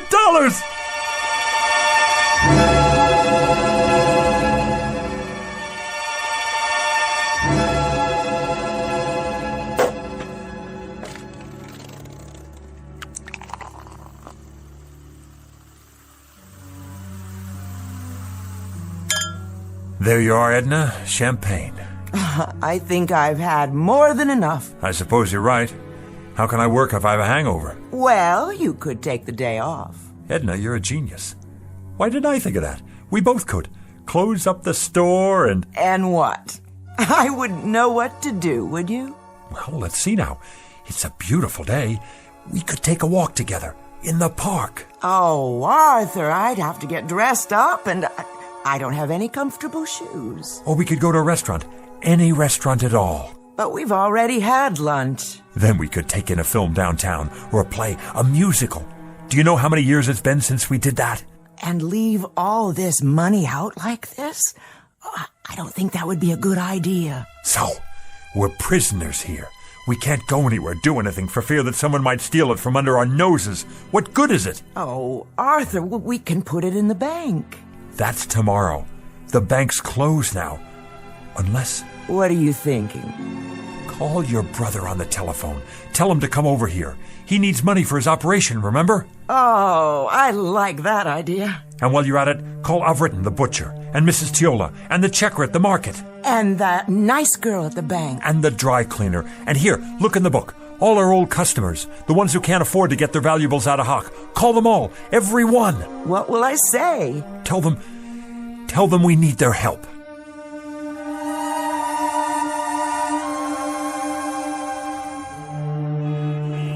It's a miracle, that's what it is. I couldn't believe it when they called. Where did they get it all? They're such wonderful people. And so generous, too. Hey now, what's going on here? Hello, Officer McLaurin. The line's halfway down the street. Yes, it certainly is. Are they having a fire sale in there or what? It's that nice Mr. Castle and his wife. What about them? They're redeeming things. What things? All kinds of things, as long as you've got your pawn ticket. Even if you don't, they remember. They're redeeming us. That's what they're doing. It's the loveliest gesture I've ever seen.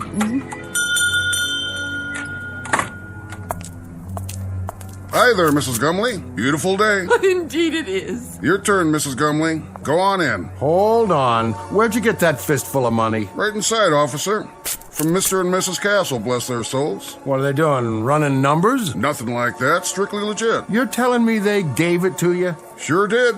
Enough to pay off their tab at the butcher shop and then some.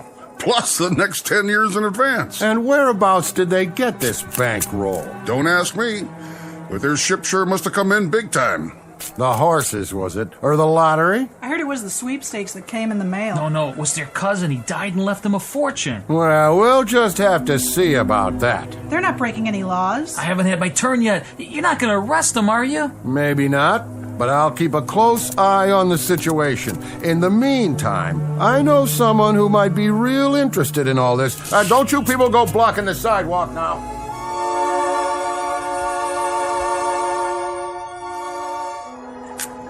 Here you go, young man. Pay off that mortgage now. I will. And then go have yourself a ball, you and your lovely wife. I don't get it. Why are you doing this? Do I need a reason? Every time I come in your gas station, you look under the hood. Oh, that's nothing. Check the air and the tires, all of it, without my asking. I say that's worth something. It's worth a lot these days. Well, thanks, Mr. Castle. Bye now. Who's next? Mrs. Gumley, how are you? Very well, thank you. Here, you take this now. I want you to have it. Oh, so much. Don't you worry about it, Mrs. Gumley. Anything you need, anything at all, you come to us. There's more where that came from. For you, plenty more. God bless you both. But why are you giving me this money, Mrs. Castle? Why? Because you're so bright and cheery every time I'm in the market. Oh, Mrs. Castle, thank you. You put this in the bank now for when you get married. And for you, Mr. Jacks? And you too, Mrs. Teola. You have a nice day now.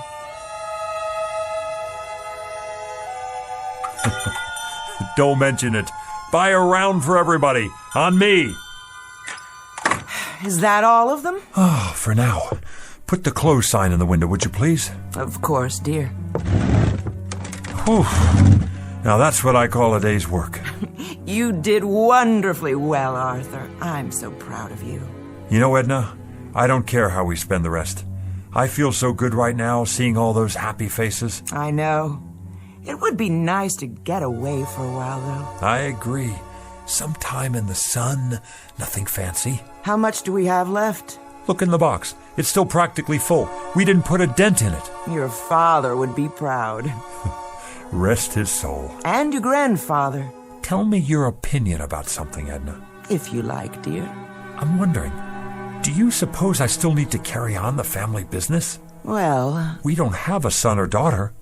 I'd say you've more than done enough, Arthur. All these years. Even if we did have kids, I'd rather leave them money to start their own business. Something with a future. What about your cousin's children? Oh, that would be a wonderful present. And what about you? You've been so patient all these years. What would you like? Well, first, of course, you're going to retire. No ifs, ands, or buts. And then, wherever you'd like to live, Arthur, as long as we're together. Of course we'll be together. You think I'm going to take up with a young floozy? Oh, no, I don't think that. You wouldn't. It's not in your nature. But you're tired. You need to rest. We both do. Rest and live.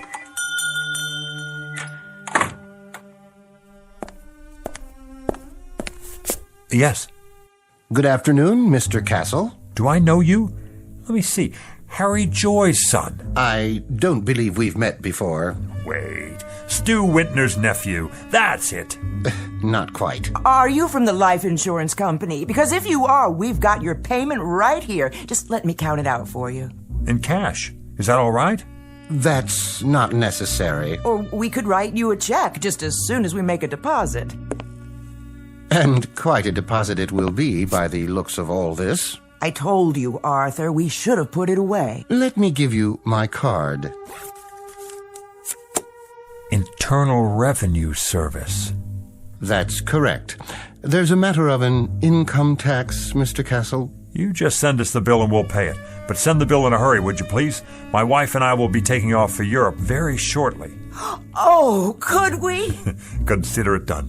Where would you like to go first? The Eiffel Tower, an African safari, waltzing in Vienna, perhaps? Dancing. We haven't been dancing since I don't remember. Dependents? Just a few details for the record. Ask away, we have nothing to hide. How many dependents can you claim? The whole neighborhood. They don't count.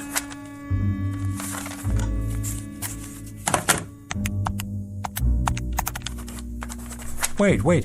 What's that figure? The one you just wrote down? Beginning with a sum of $1 million, taxed on the basis of a husband and wife, using the standard deductions and taking into account unpaid back taxes, approximately $907,000. That's how much I have left? Good! Fabulous! That's how much you owe the government. I beg your pardon? In addition, there's a state income tax involved, which, using thumb rule, would come to a rough figure of $35,000. You mean hundreds, don't you? Then there will be a matter of a 5% penalty. For what? If you fail to file a declaration within 30 days of today's date, but I'm sure you won't let that happen. The whole thing will amount to about, roughly, mind you, let's see here, $942,640. Arthur, we've given away a lot of money already. I'll figure out how much.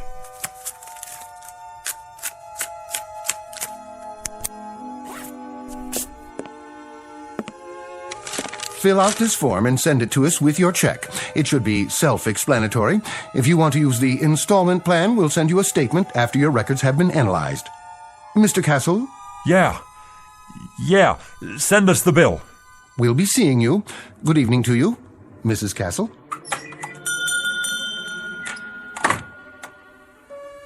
I wonder if we can appeal it. Help me, Edna. You take this pile. 76, 77, 78... Oh, Arthur, where's the genie when we need him? Well, how much is there? $910,535, $910,540.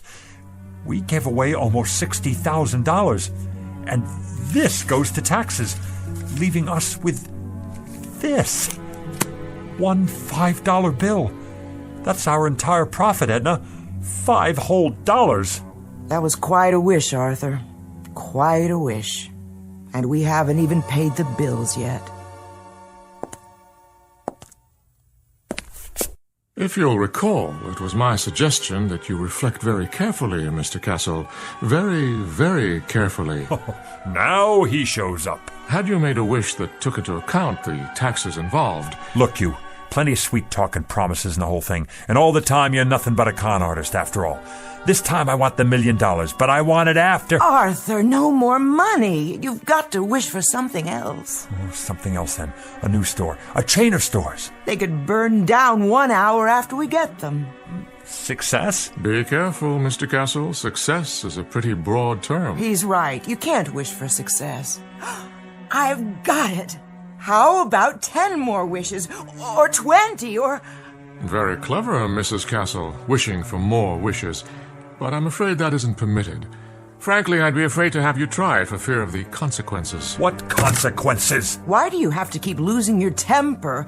Why can't you think about this thing carefully and then come up with Well, you're no help to me, that's for sure. Here we stand in the middle of this crummy little pawn shop with the whole world out in front of us and anything to wish for that we want. Anything. And you just stay on my back and... Stop it!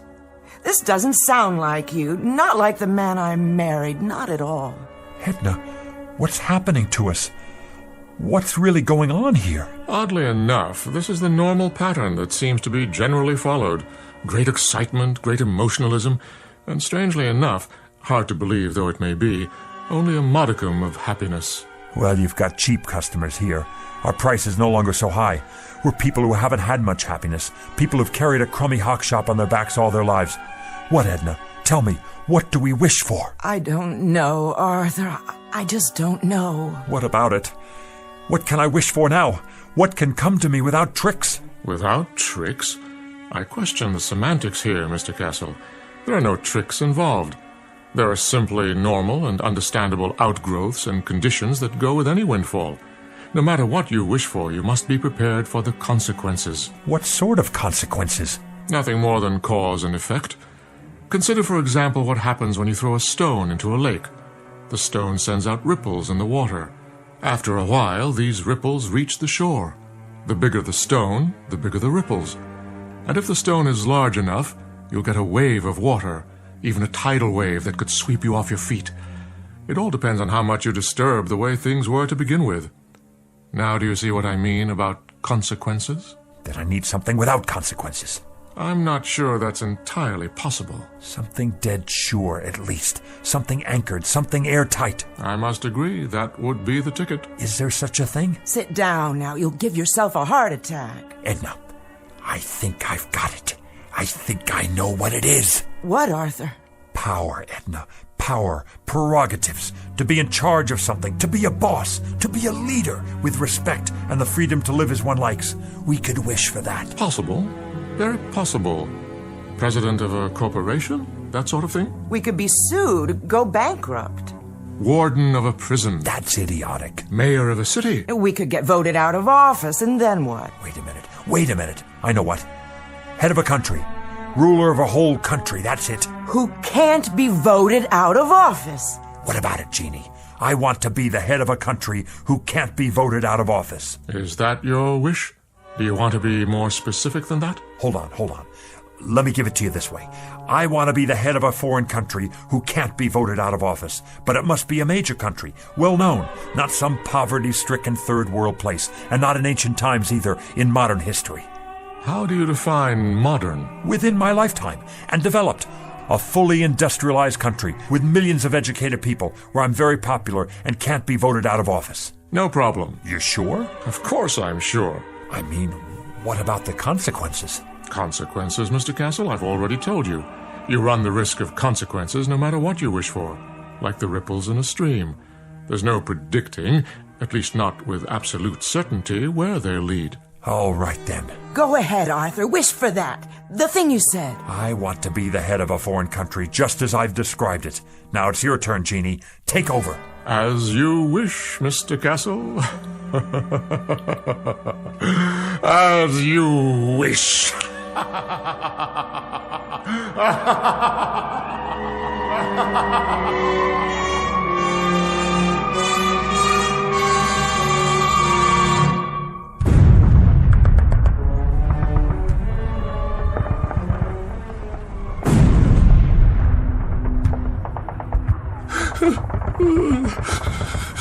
You'll forgive me, sir. Yes? I have not slept in 3 nights now, but the situation is as I described. The first Ukrainian army has cut us off from the south. There's no sign of Wenk's reserve army. There is no reserve army. We are simply doomed. There is no hope for us. From now on, it is just a mass suicide. Did you hear what I said? They are already in Berlin. What about it, Führer? Führer? What do you want to do? Why do you call me that name? Here is what you asked for. Very quick and very painless, mein Führer. And we have the gasoline for you and Miss Braun. When you're finished. Head of a country. Can't be voted out of office. It's the end of the war and I'm in a bunker and I'm... Heil Hitler! It's almost the end. I've given them the poison. Take their bodies out into the courtyard and burn them when it's finished. Have the gasoline ready.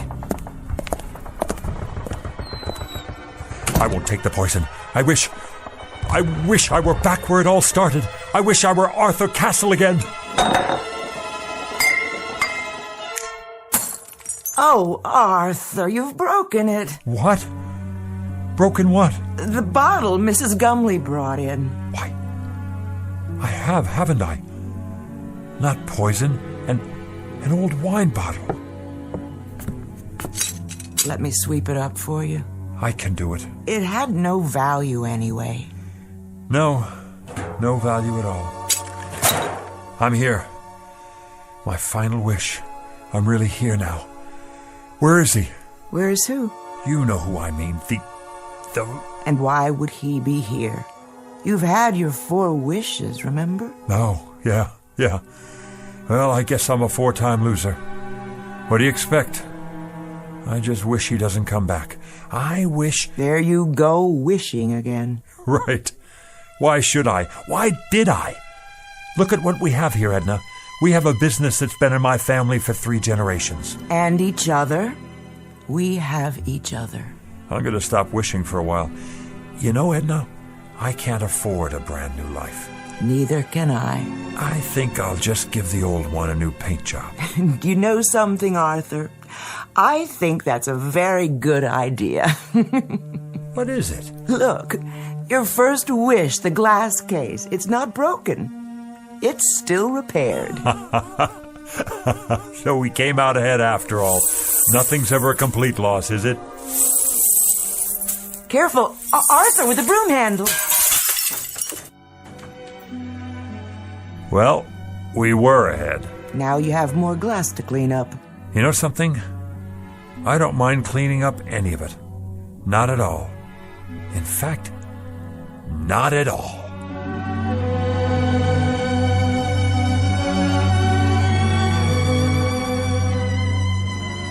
A poet named Lowell said it, something to the effect that granting our wish is one of fate's saddest jokes. Lesson to be learned out of a few fragments of broken glass in a trash can. And a word to the wise, to the garbage collectors of the world, to the curio seekers, to the antique buffs, to everyone who would try to coax a miracle from unlikely places. Check the bottle you're taking back for that deposit, because the genie you save might be your own. Case in point, Mr. and Mrs. Arthur Castle, fresh from the briefest of trips into the Twilight Zone.